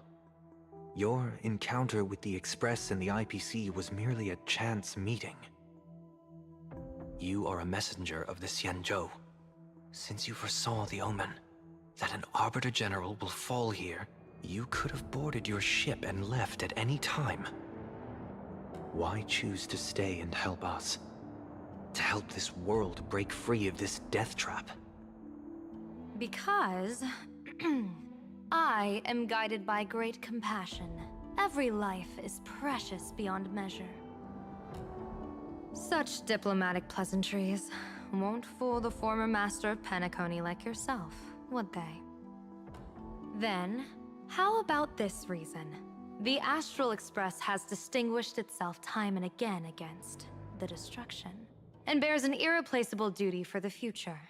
I can't just sit idly and watch you face annihilation. Give me a break. I really am terrible at all this diplomatic talk. Mr. Sunday, what makes you think that everything I've done is just to save Plain Arcadia? What? Weal is where woe lurks. Woe is where weal leads. The good fortune of some often births the ill fate of others, and a dead end for someone may hide an opportunity for another. This treacherous land where life and death turn again and again, where fortune flips to misfortune, is, in my eyes, the perfect board for a game of wits.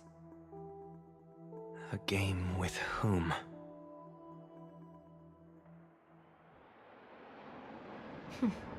With the gods. Mr. Sunday, have you heard of the Battle of the Fonghu 30 years ago? I've heard rumors of that war, but not the details. General, are you suggesting Plain Arcadia is now facing dangers just as perilous as the Xianzhou Fanghu was back then? You got that right. 30 years ago, the Abundance Axis broke our lines and invaded the Fenghu homeland. The abominations awakened a living demonic star, intending to sink the Xianzhou Fenghu. With no other options, the Alliance staked everything on my Junior Soar's plan to operate the astronomical observation device, the Cloud Pier Telescope, to signal the Rainbow for aid, using their Lux arrow to strike down the Demon Star. Whoever operated the Cloud Pier Telescope would not return. It was to be a one-way trip. So, you're Junior Soar. You guessed wrong. The one who offered his life was my master, who taught me divination. It was Master Jingtian, then the Yuchui's Master Diviner, and the only high official authorized to operate that device. He accepted his fate and ventured to the Fenghu, going with him into certain death were Yueyu, the previous Yaoqing general who guarded the Cloud Pier Telescope, and the Verdant Knights under her command. I was responsible for assessing the entire plan's feasibility and mending its gaps. I activated the Decalite reflection barrier, calculating and casting lots again and again. I watched as the starlight, representing countless possibilities, flickered within the reflections, faint, wavering, until the vast shadow of a pondering god swallowed them whole. And they vanished into the abyssal dark at the edges of the universe.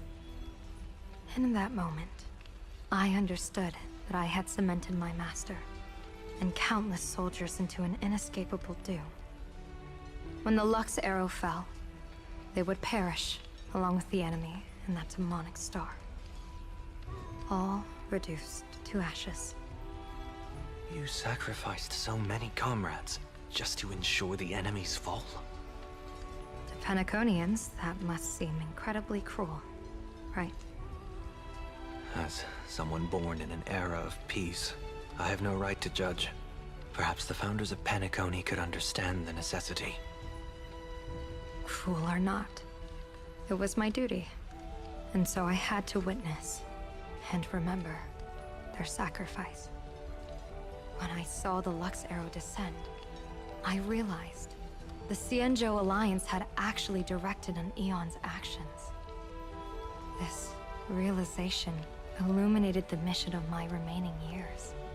In this cold, merciless cosmos, when you're trapped in despair, an Eon's intervention is often the only hope. We are not ants, helpless beneath the celestial spheres as we simply watch the stars turn.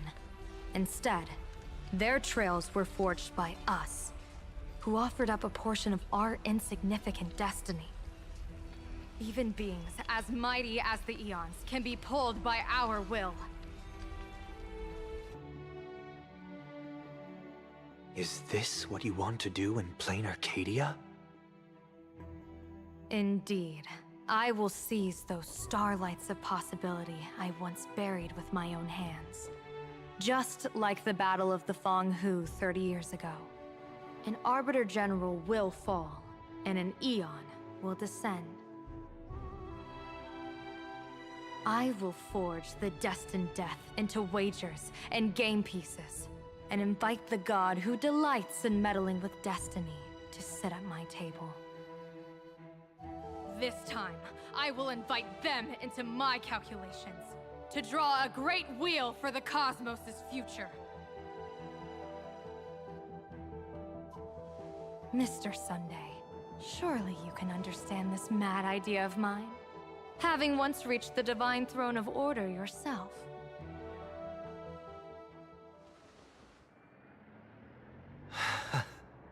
Our common ground goes far beyond mad ideas.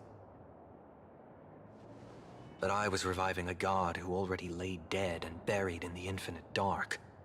General, how can you be sure that the most capricious Eon would be led by your fancy?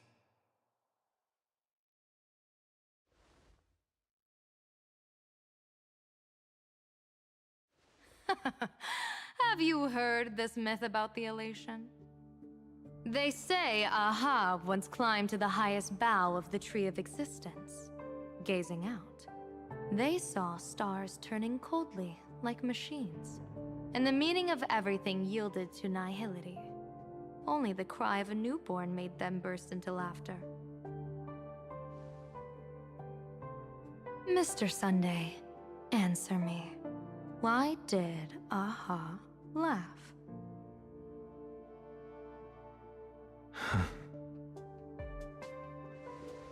I think it's because they finally saw an audience arrive at this long, empty stage we call the universe. Oh, well said. You're way funnier than you look. As divination teaches, heaven creates 49 paths. Humans find the one unseen. We are the greatest variable this blind, mindless universe can produce.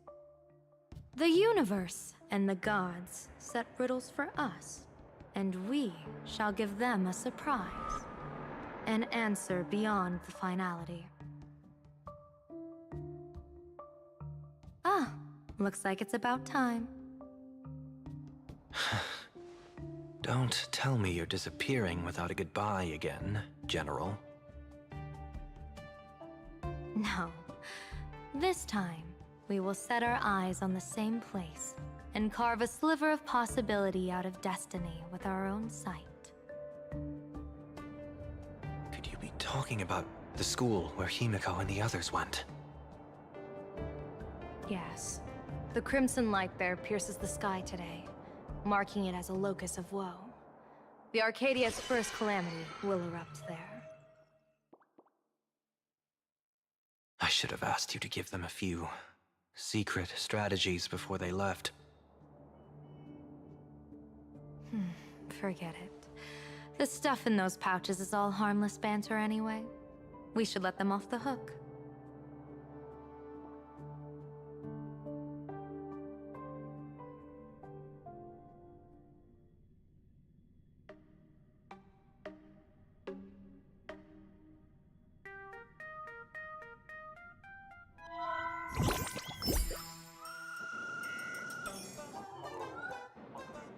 Hello, everyone.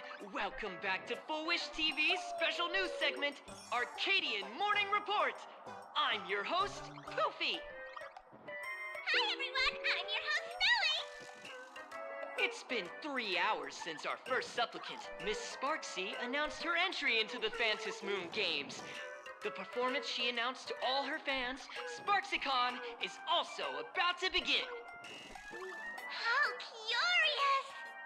Plain Arcadia's day-night cycle was completely scrambled in ancient times. Graphia Academy's location just happens to be bathed in light.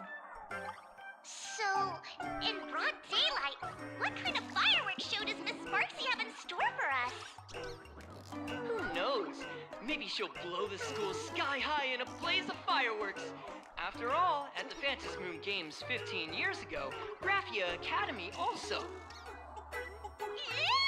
Senior, you can't joke about that! Dear viewers, our apologies. Let's move on to news about other supplicants. According to the Department of Aberration Defense's staff, during a routine inspection of the Phantom Moon courtyard, 2 additional mask shapes manifested on the altar. In other words, 2 more supplicants have appeared!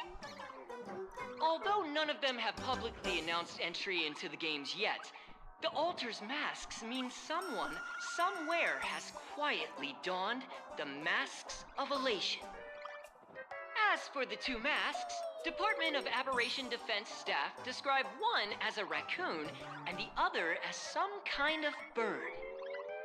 A raccoon mask, huh? Hard not to think of the Astro Express that just arrived in plain Arcadia. Will the nameless from the Astro Express join the Phantom Moon Games? I hear they've even invited them to SparksyCon as special guests!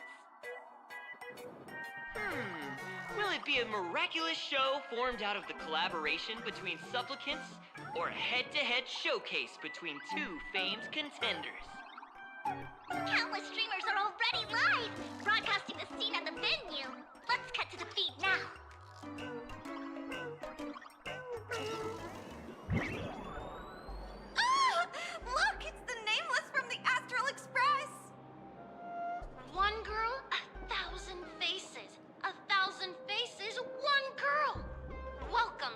Sparksicon live broadcast.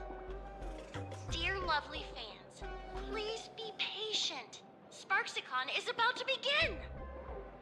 This horror stream is about to end. Time for you all to log off. That woman has Miss Sparksy's face. What a pathetic imitation. What? My face is the original! Miss Sparksy's face alone is the greatest masterpiece in the world! Everyone should listen to her sweet voice and gaze upon her adorable face! We shall become Miss Sparksy! We offer everything to Miss Sparksy! Sparksicle! Sparksicle! Sparksicle! Sparksicle! Sparksicle! My eyes! I've seen something cursed. The mimetic virus spread among people is way worse than we imagined. There are walking Sparksy shrooms growing on the ground. I bet we'll all end up with Sparksy, or rather Sparkle faces before we can get very far.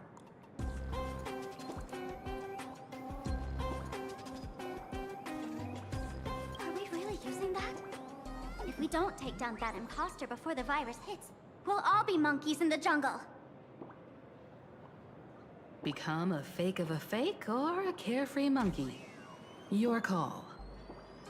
On second thought, being assimilated by an imposter doesn't sound that bad. Enough talk. Eyes on the banana. Ow! Ma'am, a little warning before you stab someone with a banana, please? Come on, banana. Remember the plan we made at the tavern? Yes, we dig out the imaginated painting Sparksy hid, then use waves to give Garathia Academy a good banana wash over. But what if that imposter figures it out? Just try to keep her busy and buy us some time. Let's do it!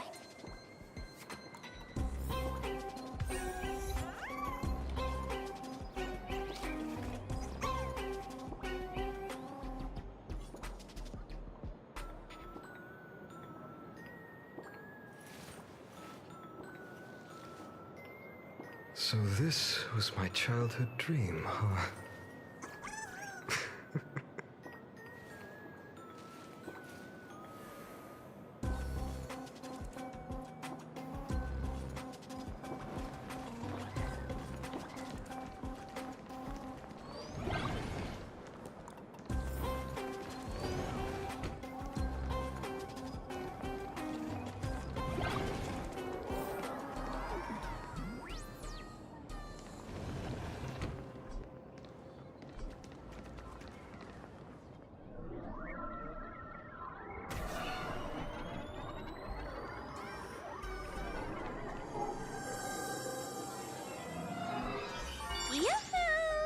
Welcome, dear guests. I've been waiting so long, my phone's about to die. Drop the act, my dear Mask. I shouldn't have called you an imposter. That was harsh of me. Come back to Mama's arms. It's not too late. If the Astral Express crew gets involved, they won't be pulling any punches.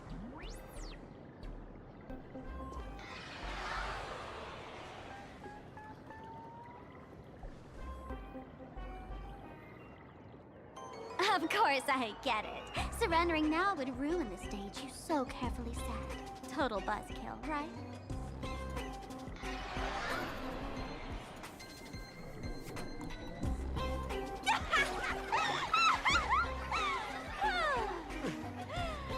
So you still don't get it? The worst thing an actor should do is be tied down to one type of role. Standing before you. The loyal friend who's been by your side all along. The masked fool who never played any tricks. She is actually the old mask I have shed.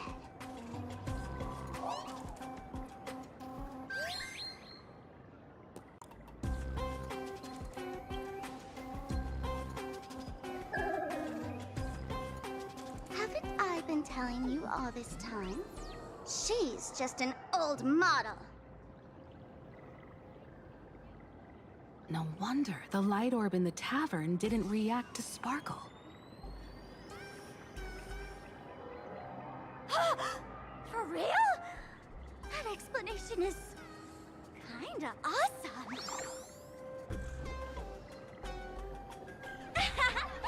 Look at those expressions on your faces. This is the best opening act for Sparksicon ever! I shed that old mask, and with it, the weak, timid, all too human me. This new me will break free from all shackles, gather my fans' wish power, and stride onto the stage of the Phantasmoon Moon Games! In return for the wish power offered by everyone in the Arcadia, every supplicant must show them what elation truly means. We will demonstrate the elation we desire!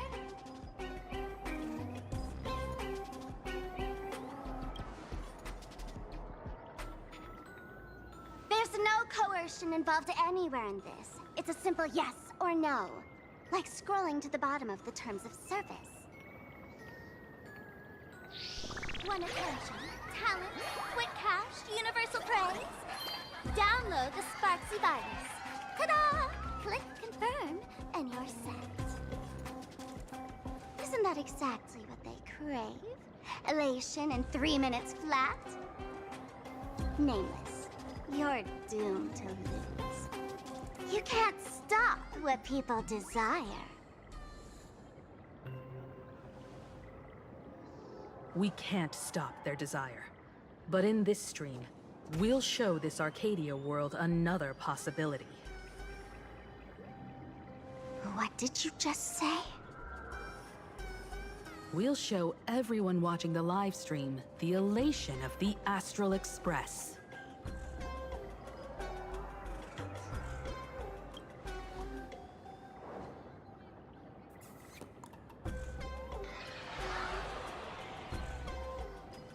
You got another mask?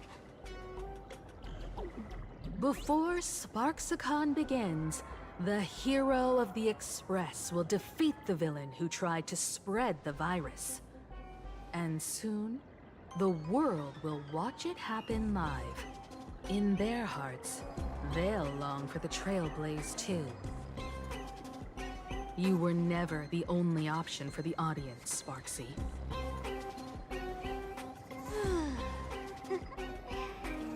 You know why I can't stand heroic stories? You lot always wave the flag of justice, then stomp all over the fun with brute force.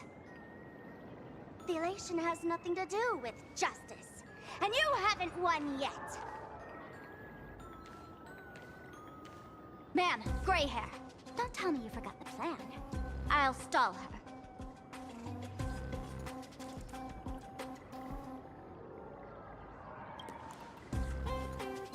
We don't have much time left, do we? I'm trying to give us better odds of winning here. There's one thing I've always wondered. Who's the real Sparkle, and who's just a mask? Shouldn't the last one standing decide that? Then let's settle it, right now! I'll make you the opening firework of Sparksicon!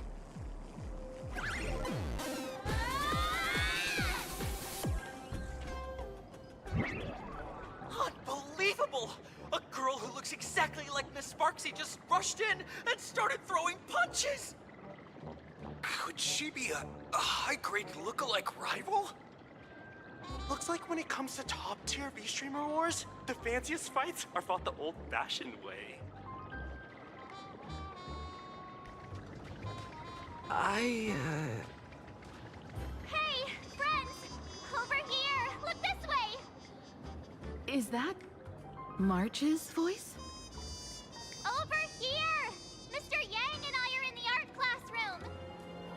While Sparkle keeps her busy, let's regroup with March first.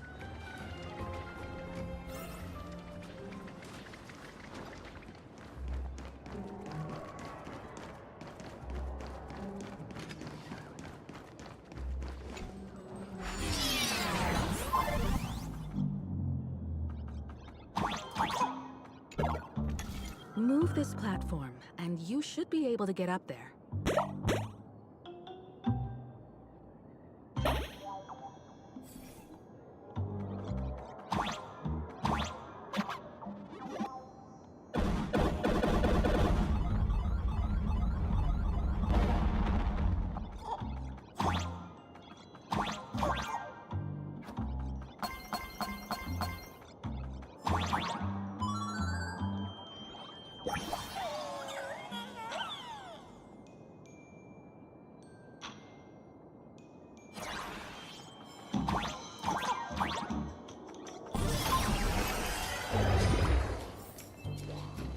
Light up the dawn.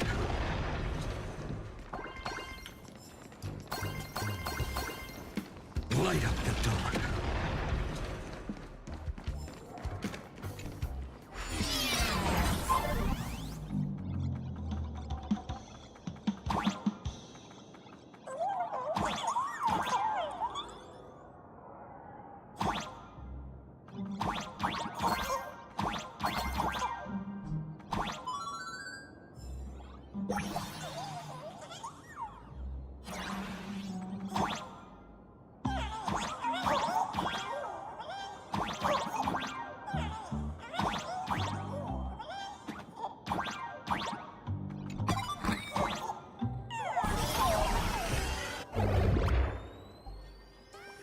Miss Himeko! Oh, you're finally here!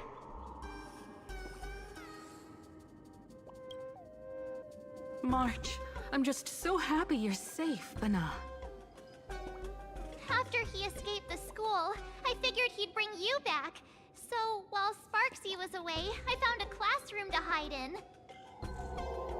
The students around here have been acting weirder and weirder.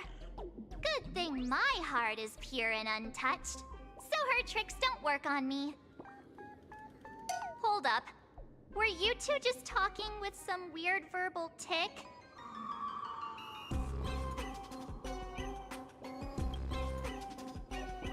What? You actually used that Penaconian mimetic virus to counter Sparksy's influence? I don't care if the Express turns into a Sparksy train or a monkey train. I want no part of either. What about Welt? Is he all right? Mr. Yang, it's our friends. Come on out. You look perfectly normal, though. So that Professor Welt he saw in the news.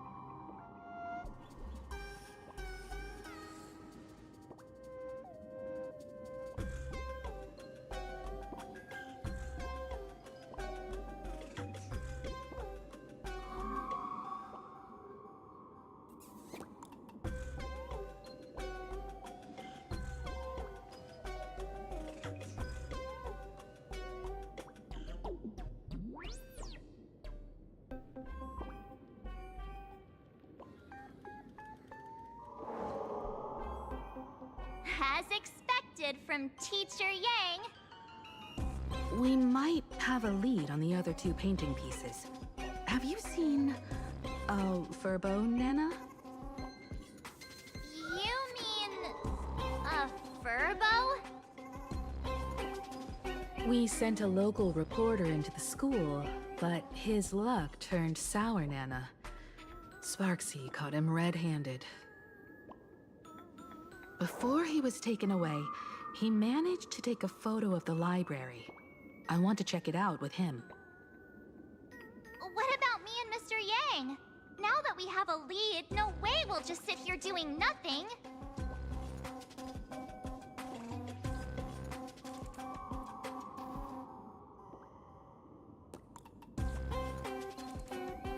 That's the plan.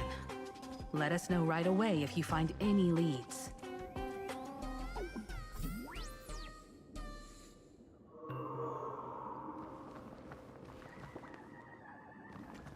Himiko, where's the library? I know the way. I just hope they haven't renovated the academy in the past 15 years.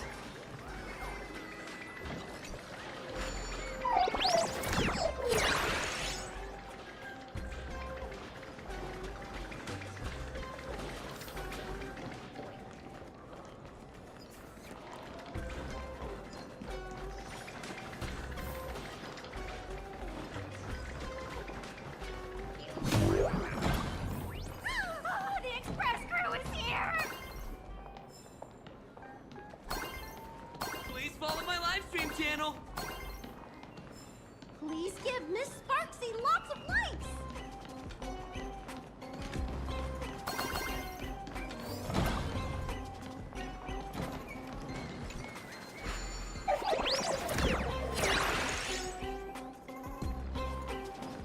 The library's just up ahead.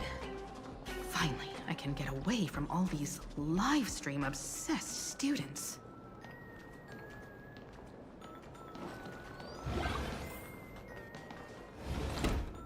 We're here, Bana. But I don't see any waves or moon. Where could it be? Like I'd ever tell you. Miss Sparksy herself ordered us to guard this place with our lives. Hey, get that stream running. Ugh, kids these days. They ignore their studies just to focus on the internet. As an alum of Graphia Academy, it's my duty, as tradition dictates, to give you all a proper extracurricular lesson. Hey, juniors, ready to roll? My purpose soaring above the lands. This is permanence! Your downfall is absolute.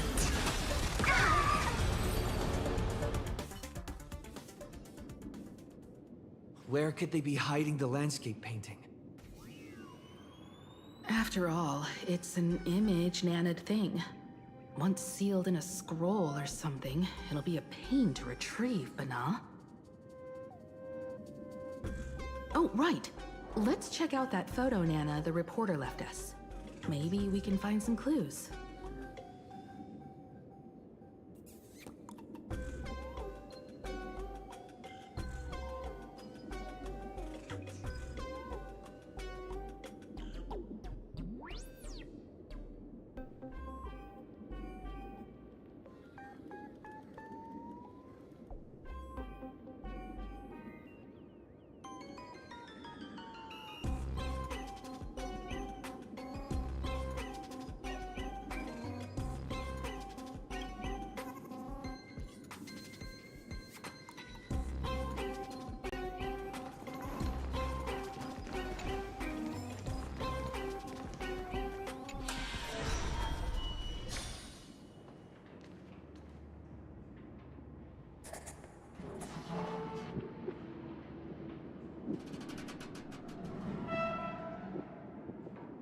Where are we now? This place looks just like any other classroom. But something's off.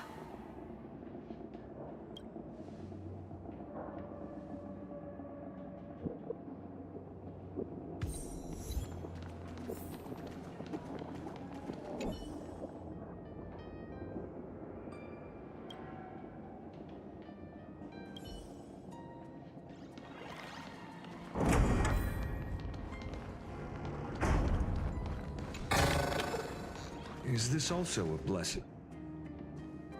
So this is where they stashed the wave. Did you hear something? I think I heard someone laughing. Something's not right. Is there something hidden here?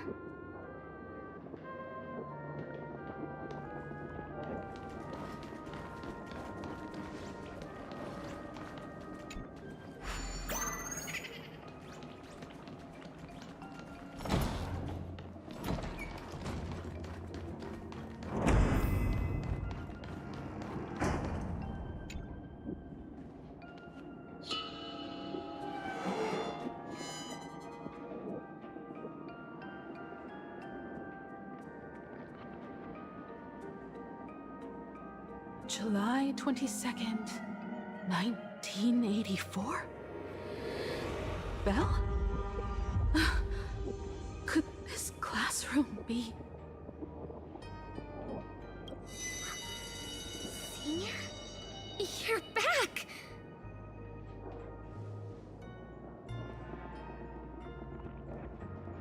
Belle? And you are? But... how is this possible?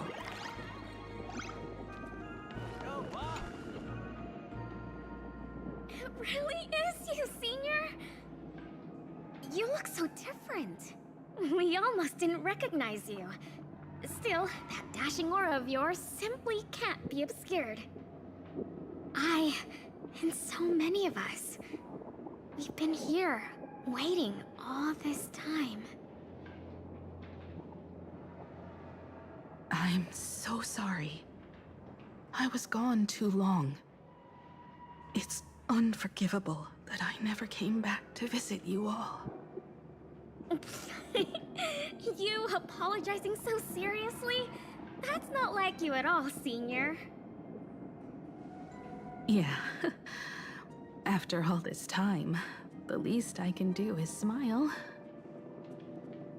But all of you are already dead. Himiko? These students... who are they? They're the shadows cast by my past regrets. Young lives buried here by a tragic accident. What? Oh no, Senior, he's here! That thing is coming! Wait, what did you just say? Everyone, hide! We mustn't let that monster find us! Run, Senior! The Herald of Death is back! Belle!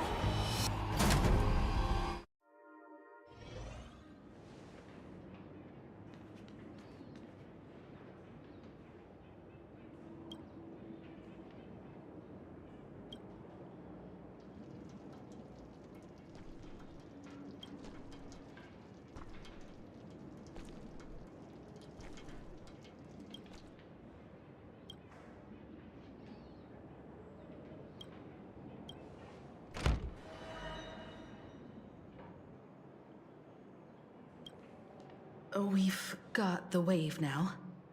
Time to regroup with Welt and the others. You can't save them. They're already ghosts. It wasn't Sparksy who attacked them, but something far more cruel. And they didn't die in the present, but during a certain twilight 15 years ago. We can't change their fates. However, this definitely isn't some kind of time travel to the past. Someone created this space for unknown reasons, only to reenact before an eyewitness the bloodbath at Graphia Academy from the Phantasmoon games 15 years ago.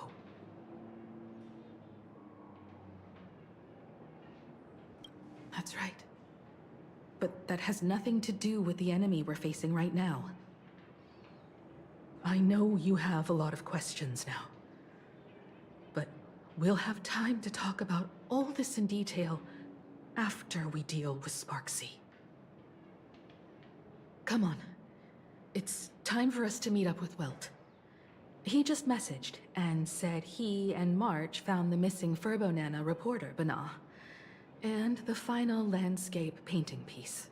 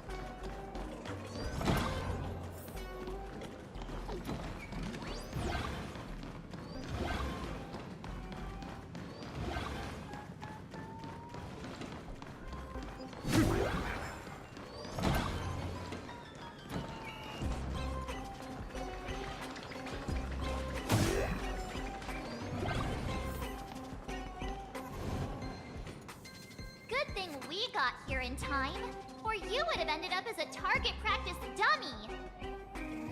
Beep boop. This furbo nearly bit the dust. President, you're here! You're gonna give this furbo some hazard pay, right?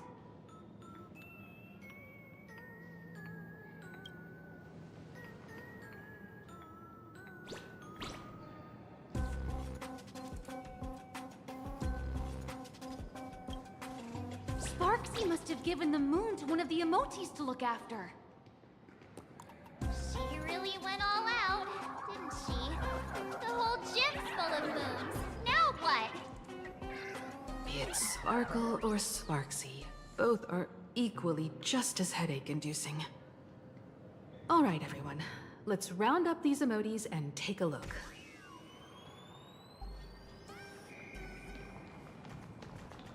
You, fess up! Did you stash the moon somewhere? I pried open its mouth to take a look. Seems this little guy didn't swallow the moon.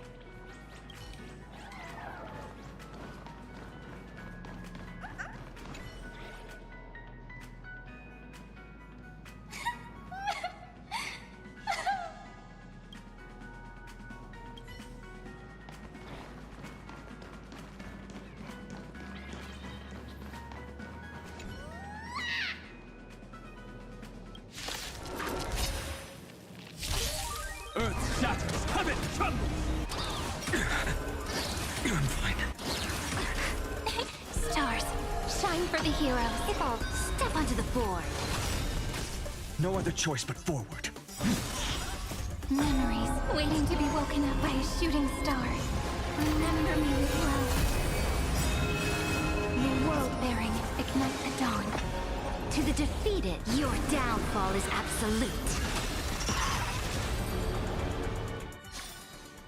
Amphorius will welcome the true dawn.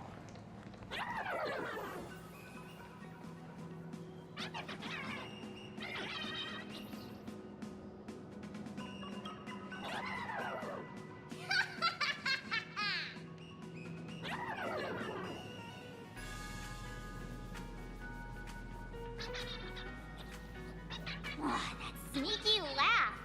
It probably does know where the moon is hiding. But how are we meant to even reach the thing?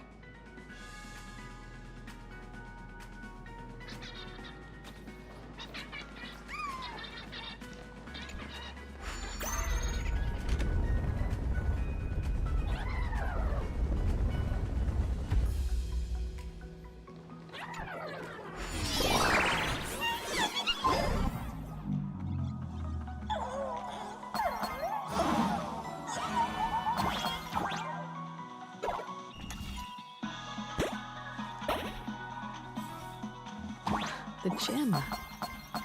I've missed this. There was a time when I really envied those classmates who could sprint across the field.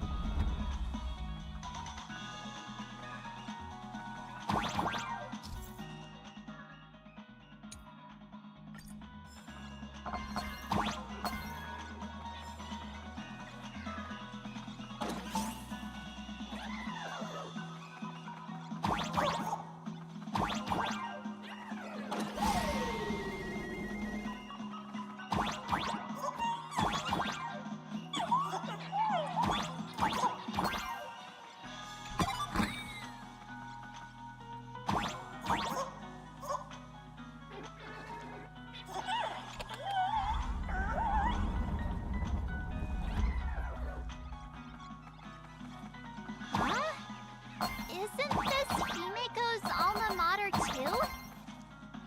Aw, don't tell me Himeko was the quiet type who stayed far away from the gym back in school.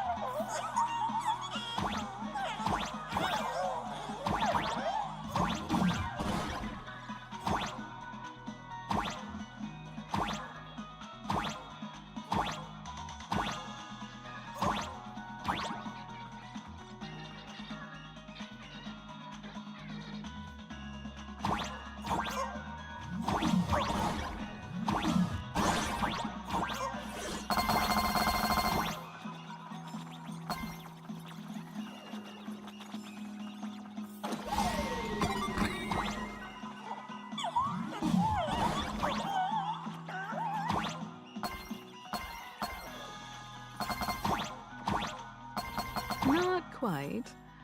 I'd already graduated by the time I started feeling this way. Due to some circumstances, I went back to my father's school to work.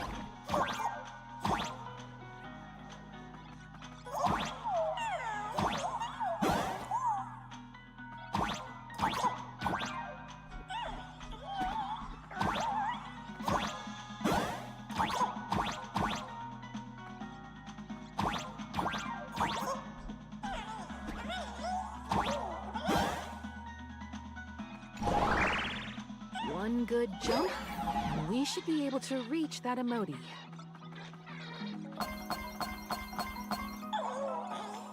This fragment! Miss Sparksy gave it to me to guard! You can't have it!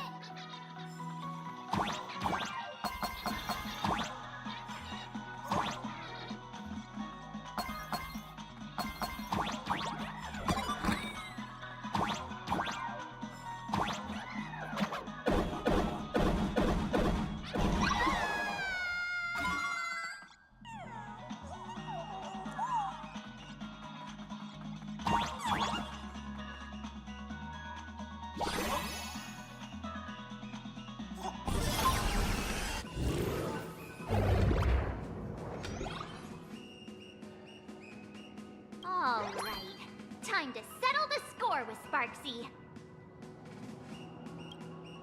Since Sparksy dared to target the Astral Express, treating us like stepping nanostones in the Phantasmoon games, she had better be ready to become a spoil of war herself. He and I will head to the atrium next, piece the imaginated landscape back together, and help Sparkle take down Sparksy. Welt, March, I'm counting on you to protect the students at the Academy. Dovebrook's waves should suppress the mimetic contamination they're experiencing, but they might panic and run into the combat area. This time, I truly hope no innocent people— Don't worry, Miss Himeko. Mr. Yang? This time, I truly hope no innocent people get hurt during the Phantasmoon games. Yang and I have got this. You better give that girl a taste of her own medicine for messing with us like some comedy act.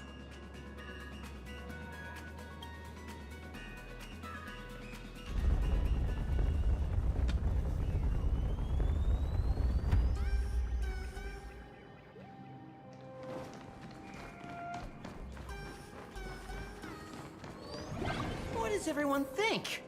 Will the Nameless win?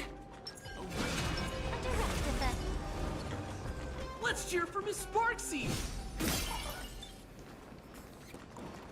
Who will emerge victorious?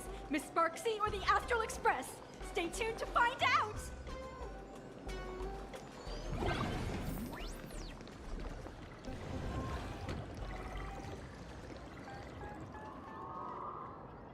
Sparkle and Sparksy are gone. And the students too? If you think you've got this in the bag, you're in for a rude awakening. Sparksicon hasn't even started! Da-da-da-da! Time for your SparksyCon Grand Finale! Because I, the Nameless of the Astral Express, will challenge you as a fellow supplicant and crush your elation.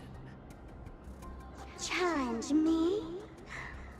I'd love to fight you.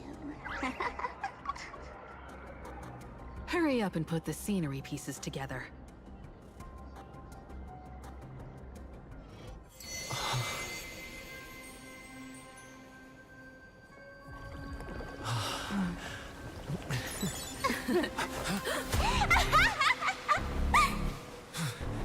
That annoying old model has already fallen asleep. Soon, there will only be one sparkle in the world. Or maybe everyone will be one.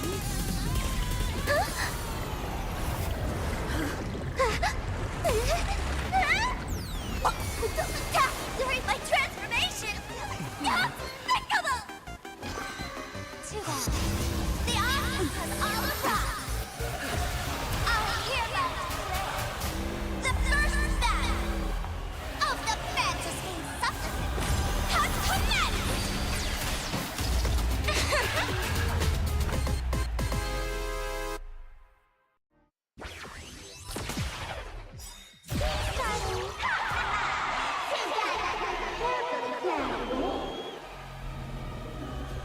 Put up the sky full of sparksies! Which power will convert here?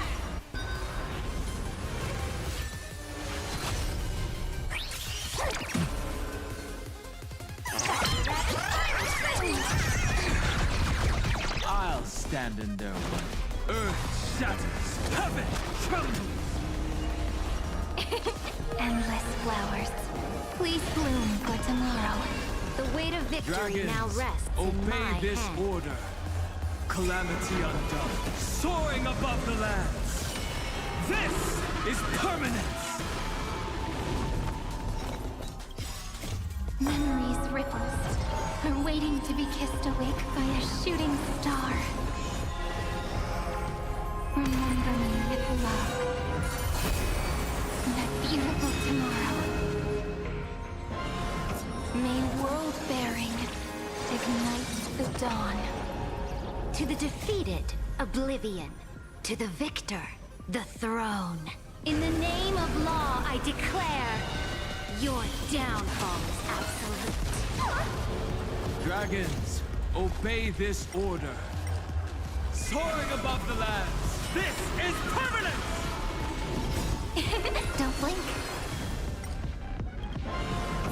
May law walk into the stars.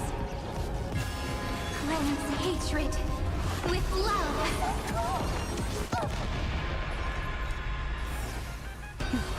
Press the attack.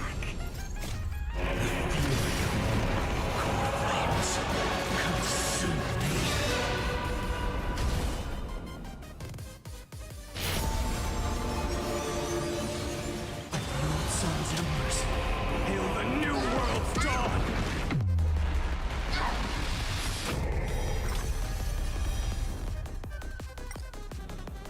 Quench the flames of blood. Is that all?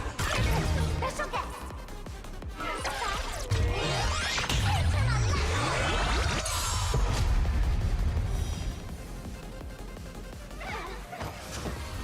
Still hanging on? Did everyone really take this?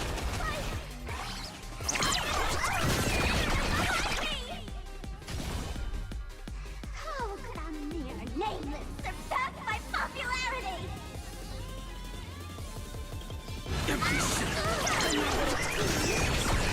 Shadow voice.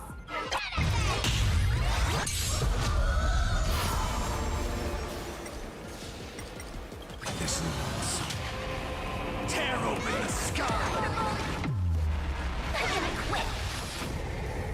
I understand. Everyone did their best.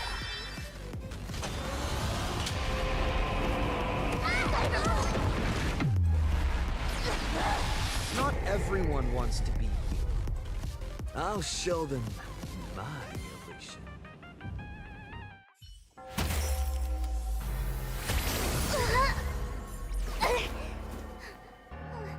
Sparks isn't over yet. Stop her! She's trying to escape into the crowd!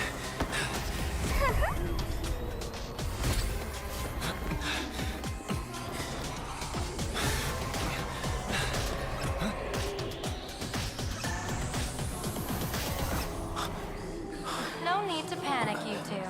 Sunday will share my vision with you. Let my eye of Ishvara see through it all. Wheel and woe, clear as day.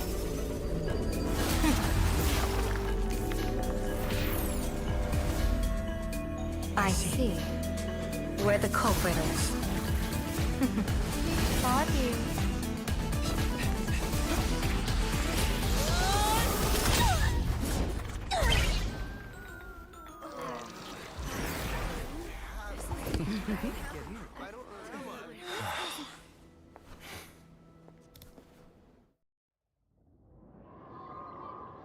Are you okay?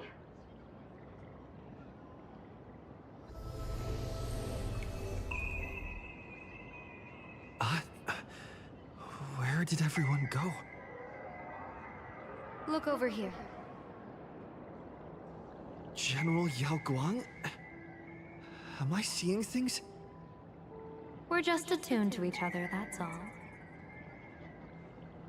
Oh, feeling dizzy? Don't worry, it's just a minor side effect. When I first opened my eyes, I couldn't even conduct basic self-care for nearly a month. Don't worry though. With my reinforcement, you'll be back to normal in a moment.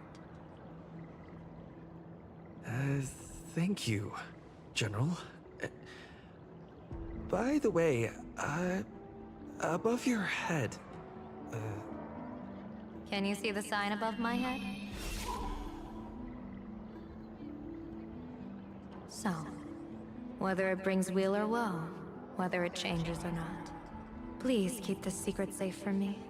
Don't let me know, and don't let anyone else, okay?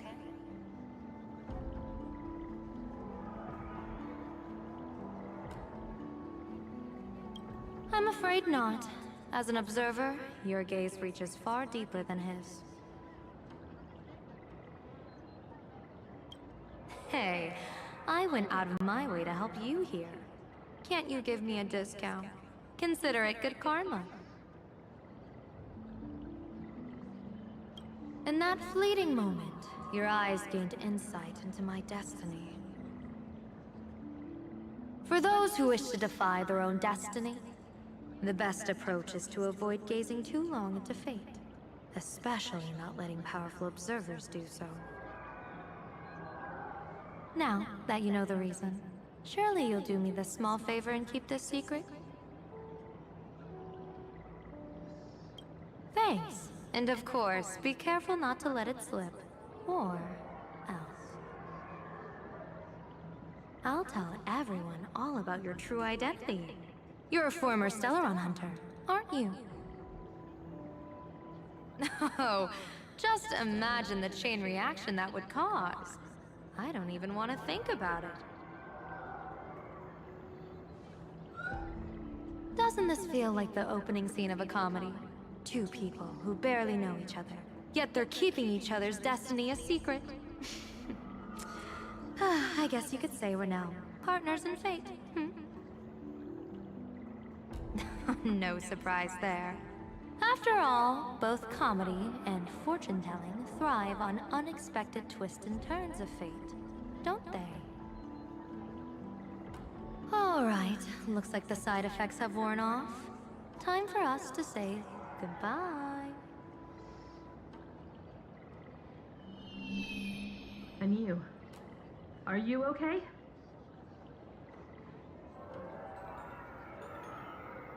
What just happened? I was so confused. I couldn't see a thing. All I remember is Sparksy and the Nameless got into a fight.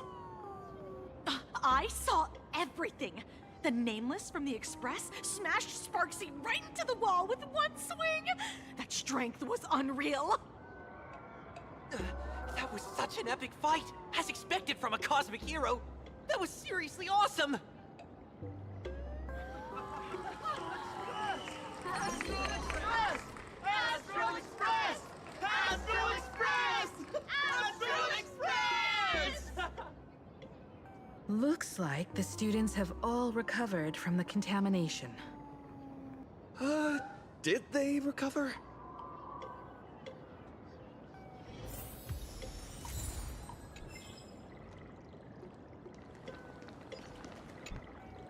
When she absorbed me, I thought it was all over. Thankfully, Gray Hair, you won this one. 1 point for the Trailblaze.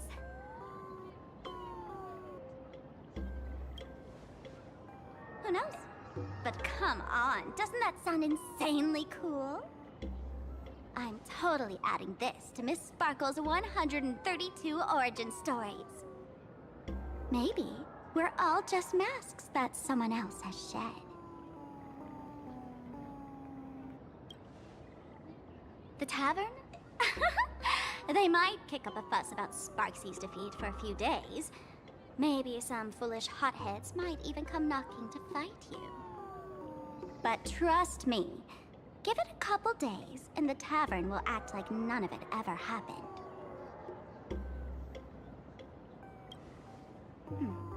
If I really am a mask, then naturally I should return to my wearer's face.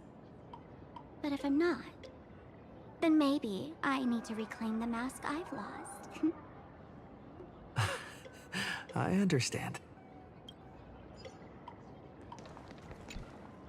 Sparksy probably didn't expect that the first miracle of the Phantasmoon games wouldn't be everyone becomes her, but the Express hero defeats the villain spreading the virus. Compared to a streamer reflecting people's desires, the fearless trailblazer of the Astral Express is more of an attention grabber. That's right. Sometimes the supplicants work together, sometimes they clash. It's like a coin toss. No telling which side will land until the moment it hits the ground. At least this time, I hope it doesn't end in bloodshed.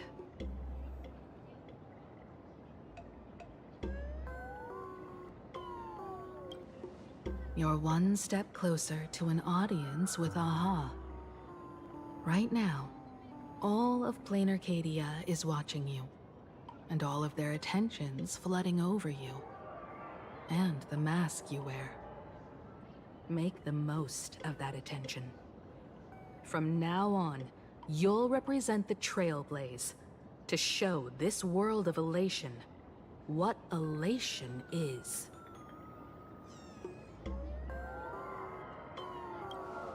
Show mercy. Or don't. No, I'm just kidding. Lower your bat. The audience in this Arcadia doesn't go easy on losers at the games. She'll lose her wish power soon enough, and the Sparksy virus will fizzle out. You can hand her over to the Department of Aberration Defense for imprisonment, or set her free. As a supplicant who's become the focus of all, I'm sure you've already made your decision, right?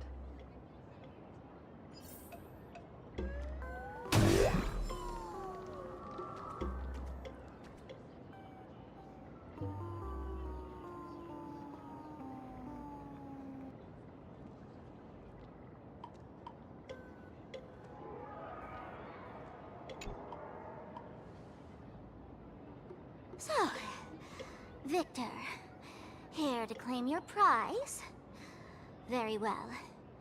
Sparksicle has no objections to that. So what'll it be?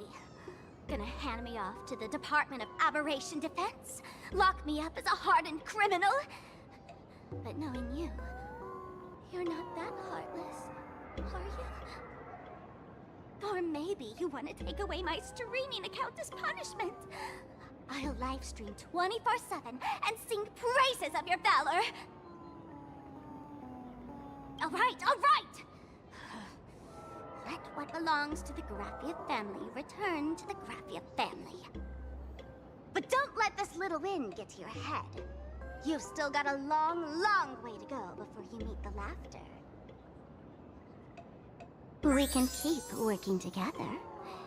Better to have a friend at the Phantom Moon Games than another enemy, right? What? No parting words?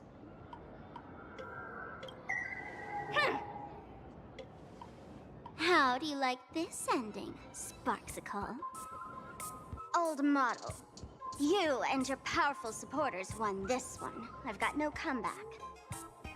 As a mask, what do you plan to do with your original self? Who's the mask and who's the original? Shouldn't that be decided by the one left standing? Your plan is finished. Your elation has been eliminated. You're the one who should be called the old model. That elation isn't mine. It's the elation everyone chose. And besides, wasn't it your idea in the first place? What? You told me to leave you behind. You also told me to take the idea and its relevant memories and go chase my dream.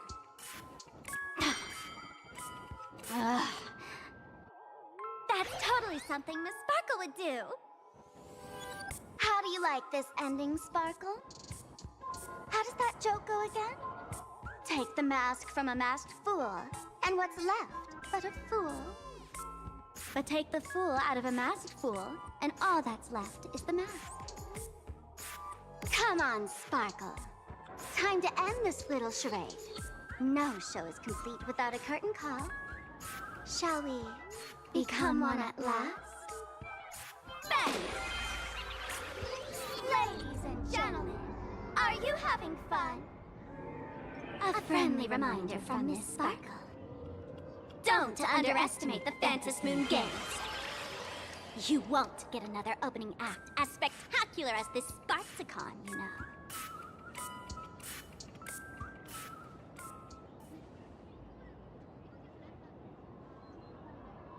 Sparksy.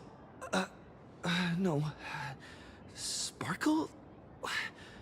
Which one is which? Perhaps it was just a masked fool playing a harmless trick under the watchful eyes of the gods. Or maybe she just wanted to remind us that the elation in plain Arcadia has become something even the gods no longer recognize. In any case, everything here has come to an end.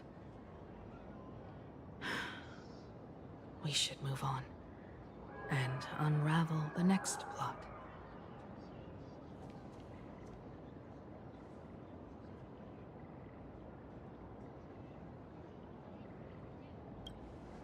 Indeed. I want to investigate and find out who exactly created that place and why. Let me know when you're ready to head out.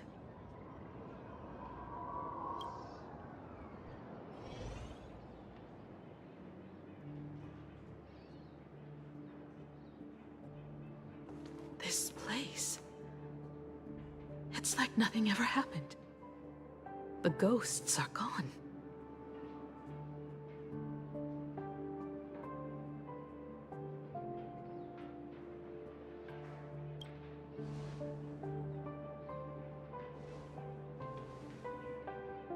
"15 years ago, during the last Phantasmoon Games, I participated as a supplicant. I once believed that all it took for a supplicant to win was to show the people a magnificent miracle. And then I'd have an audience with the Eon of Elation. How foolish. How naive I was. Not everyone wants to obtain everyone's wish power in a positive way. On July 22nd, year 1984 of the Arcadian calendar, a supplicant harboring immense malice stepped into Graphia Academy.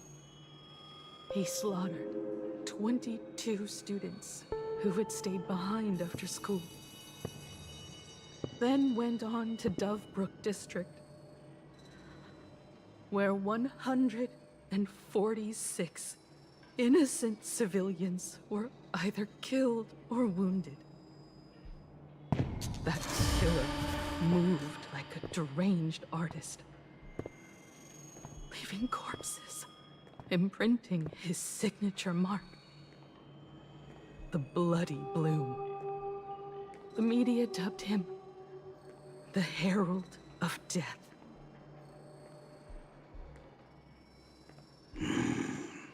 It was a tragedy that the world could not forget. The Phantasmoon Games of that year came to be remembered as the Blood-Stained Games. So many parents lost their children. So many people lost those dearest to them. One of the victims was my very own daughter. Upon my return, I stood before the grave where she was laid to rest. Her name was Himeko.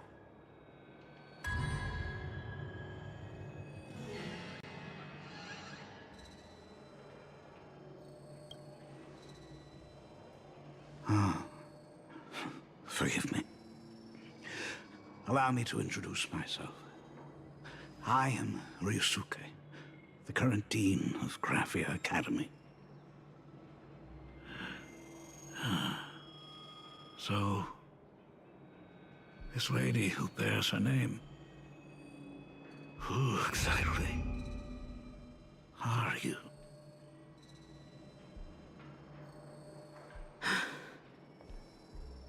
15 years ago, when I made up my mind to join this Phantasmoon Games, my father wasn't with me. Even as I fought for my life against the Herald of Death, my father was still off somewhere, wandering the cosmos.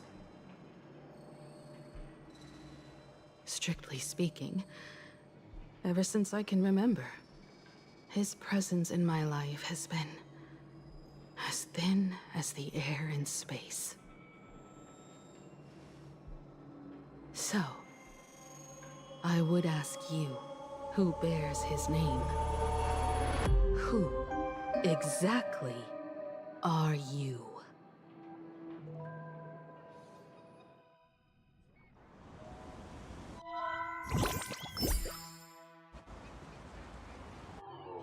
Welcome back to the Arcadian Morning Report Special Edition.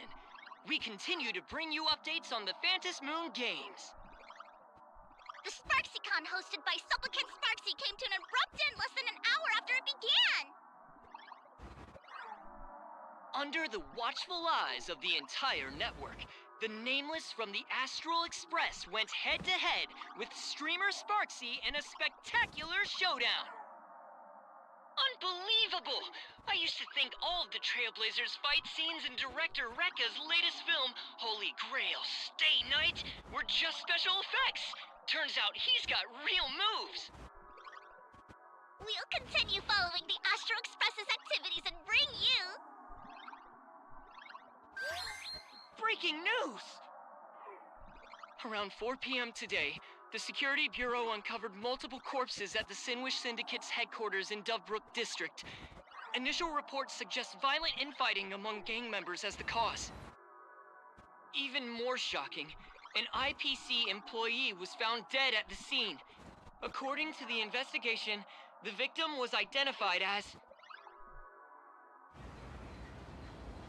Lyndon Scott. Lyndon Scott, age 34. Field operative in the Strategic Investment Department. Ring any bells, Mr. Ashvale? Never heard of him. What was someone from the IPC doing here? Word is, the Sinwish Syndicate recently got hold of a mask. Maybe Mr. Scott came to negotiate for the Phantom Moon Games, and got caught in the fallout. Apologies for interrupting your work, Mr. Ashvale. Wouldn't call it an interruption.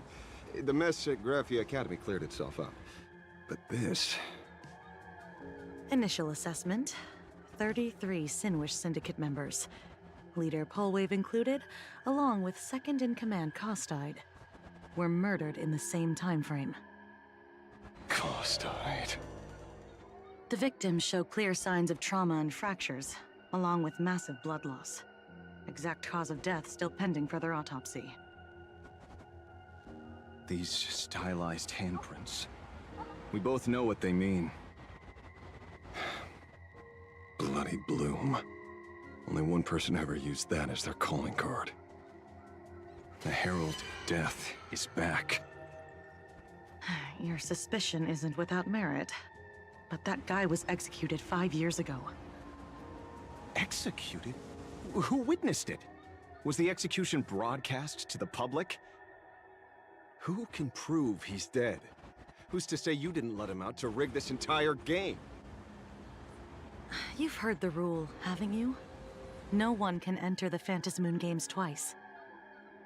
So let me give you a piece of advice. Don't let rage gnaw away at your reason. It's bad for your health. The case's info is in the dossier. Get to work. The Department of Aberration Defense isn't paying us to bum around,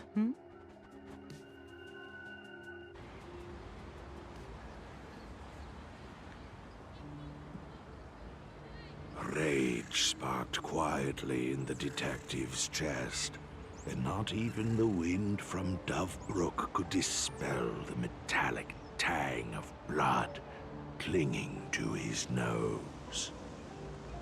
When he first heard the Sinwish Syndicate had obtained the mask, a grim premonition stirred within him, but he never expected it to be the omen of a friend's death. Mr. N, he's no longer with us. Now he's just a body, another nameless casualty buried beneath a headline. People only care about the stars twinkling above, about the epic tales of the eternal conflicts among the cosmos's great figures. Compared to all that, who would mourn a small-time thug from a petty gang? What should we do next? I've been slacking off for far too long. It's time to make a choice. Mr. Ashvale, if you're calling now, may I assume you've accepted my offer? You are right, Miss Pearl. I'll join the games. Assuming you still need me, of course. My offer still stands. Just like 15 years ago, the same omen returns. There are signs the Phantom Moon Games are spiraling out of control again. Mr. Ashvale, I ask for your strength to steer the Zeonic Games back on course. All I have to offer is a heart set on revenge. Today, 33 citizens of Plain Arcadia and one IPC colleague perished under mysterious circumstances. Someone is imitating the Herald of Death's methods, attempting to interfere with the games. Only victory can bring solace to the fallen. No. What consoles the dead is only justice.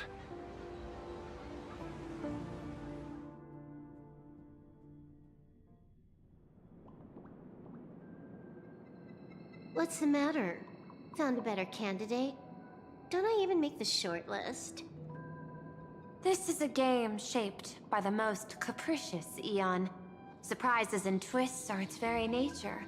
It's only right I choose the strongest players. Even so, I have to ask, what makes you so sure that I'd hire a wanted criminal to fight in the Phantom Moon Games, instead of tossing you into an IPC cell? Throw me in prison? But the Strategic Investment Department in Penacony clearly extended an olive branch to us Stellaron hunters. No? Changed your minds already? You suits sure turn faster than a page in a paperback. So let's cut the fluff. Give me a mask. Call it your first strategic investment in us. What do you say? Understanding comes first, then the investment. Tell me, how do you plan to earn my trust? Apologies in advance. Before I came to meet you, I broke into your collection room. I know what you've been working on. Oh, imaginate. Tell me, have you heard of Zero? Greatest hacker and most feared player in all of Punk Lord? Some say she's an emanator of elation, while others say she enters the Dark Zone created by Mythos, as if it were her own backyard. She caused Punk Lord's data meltdown, and infected IPC branches in 28 segmenta, isolating them from each other. Most information about Zero is half true, half false, much like the rumors surrounding you Stellaron hunters. But one thing is certain. Zero suffered a major downfall, and is now a impression on you. Traumatic, even. In that case, you should also know that ether editing and imagenesis stem from the same technological source. Or art. I know. I've studied it. Huh. How could I forget? You stole Zero's tech to make that lousy cash grab game Ethereum Wars. Of course, you'd know all this. But you corporate moneybags will never comprehend it. The fleeting, ever-changing power of the elation. Zero once tampered with a parameter of reality, creating an independent realm that belonged solely to her, just like that other one. Just like Graphia. Are you willing to trade the secrets of imagenesis? I can think about it. Deduction. You may be lying. I've heard that those who join the Stellaron Hunters have long since abandoned the path they once walked. Who knows? You're in the Arcadia of Elation. Wouldn't it be a waste not to test your luck? Deal, Ether Hacker. And to seal it with confidence, let me show you a little trick of the trade. A hacking trick?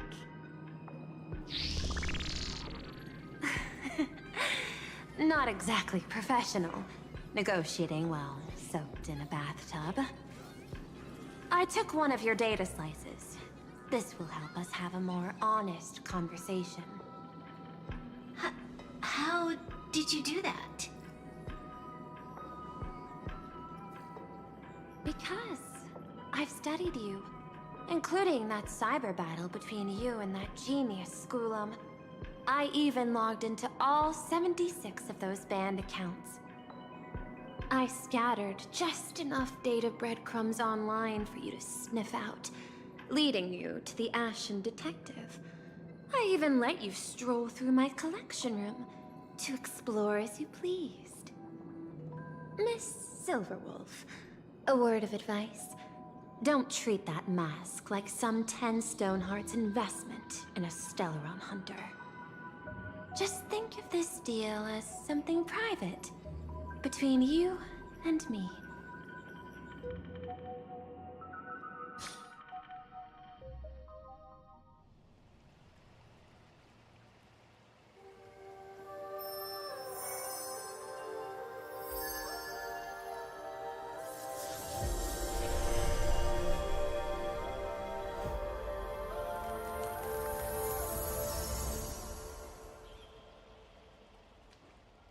What the heck? I just blinked and suddenly half the supplicants are wearing masks? I was hoping the show would get better. Streamers clashing with cosmic heroes. A flashy brawl without anyone getting hurt. Wouldn't that have been nice? But now we've got a crow, a shell, a cat, a wolf? How many more mystery guests are crashing the stage? And this thing? When did it sneak in?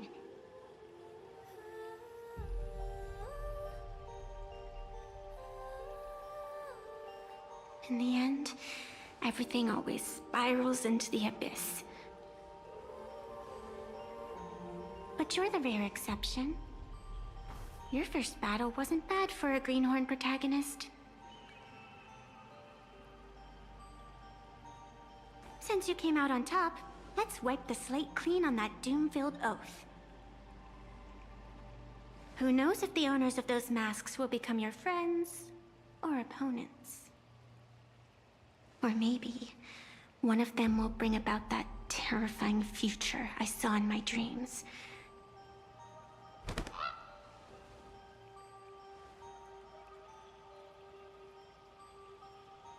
Little one, how'd you find your way here?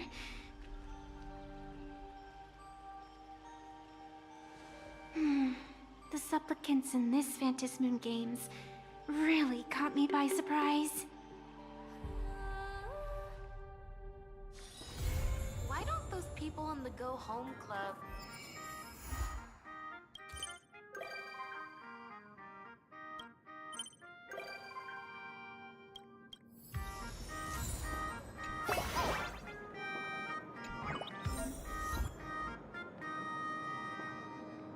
What happened within that last, like, 20 to 30 minutes?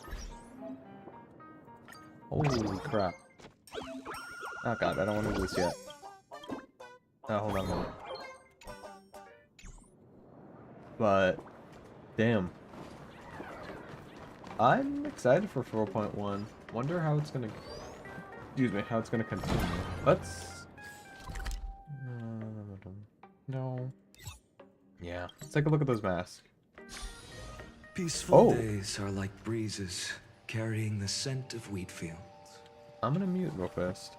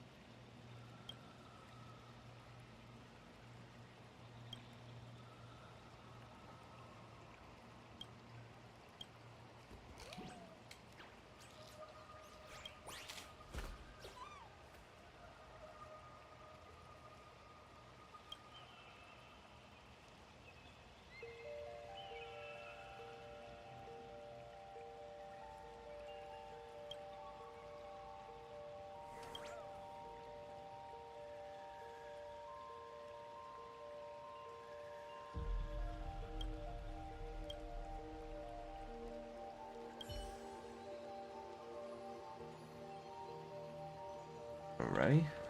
Let's discuss the mess.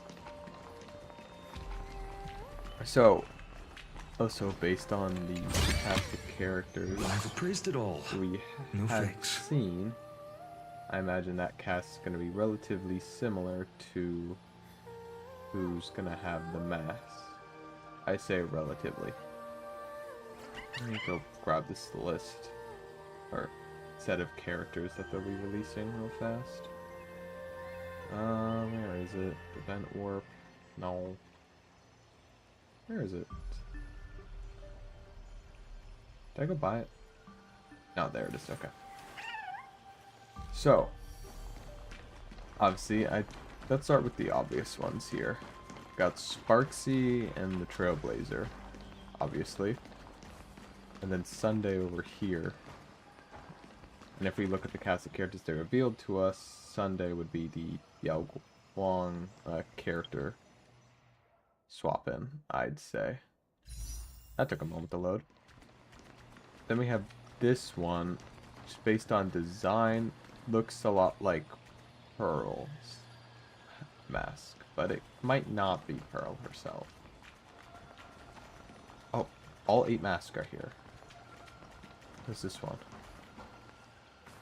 A techno one. This is probably Silverwolf. I think this one's going to be Silverwolf. If I'm being honest, I think this one matches Silverwolf a bit. Looking at designs. So we know one of them probably is going to be Blades, but I guess the script was empty. I think one of these two might be Blades and the other one would be Asheville's. I guess there's Nihilux still, right? Is that her name? Here is it. Yeah, Nihilux. Maybe she's this one? Not certain. And this one I think is Evanescia right there. So I'm curious to see how this will continue in the next patch. Huh. It seems Sunday knows about her now.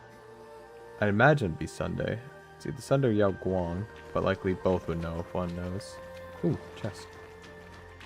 Yeah, I'm gonna go do some other random stuff now. But, head to the Wolf's Tavern. Oh, Blue Quest. I've got a few of these to do now.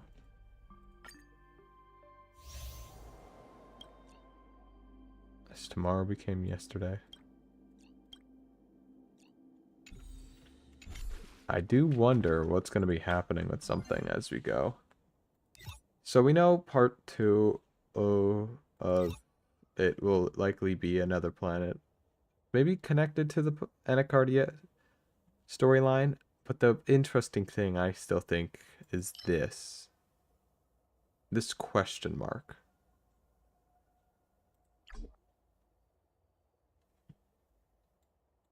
I'm excited to see what Amphorius has to offer in the future with the tie-ins to Planecardia. It's entirely possible Amphorius' continuation is directly connected to Planecardia's fate. Because we don't know. Penacony was randomly just thrown in there at the end of 3.8 as like a tie-in and to finish off Penacony stuff, so we could be seeing like a 4.8 Amphorius patch similar to Penacony. That doesn't connect too much to the actual planet story, but we'll see what happens. 4.1, we know the character focus based on marketing will be Asheville. Based on design, I think this is Asheville's mask, though. I'd imagine. I think it matches his design a lot more than that one. But yeah, we'll see what happens in the next patch. Gotta wait a few more weeks before it goes live. And it's a short patch as well. 30 days. Yeah, I've gotta wait about a month time. It's gonna be a bit. Still like 2 weeks for Sparksy's release. Damn. But yeah, we'll see what happens. This was a fun patch, though.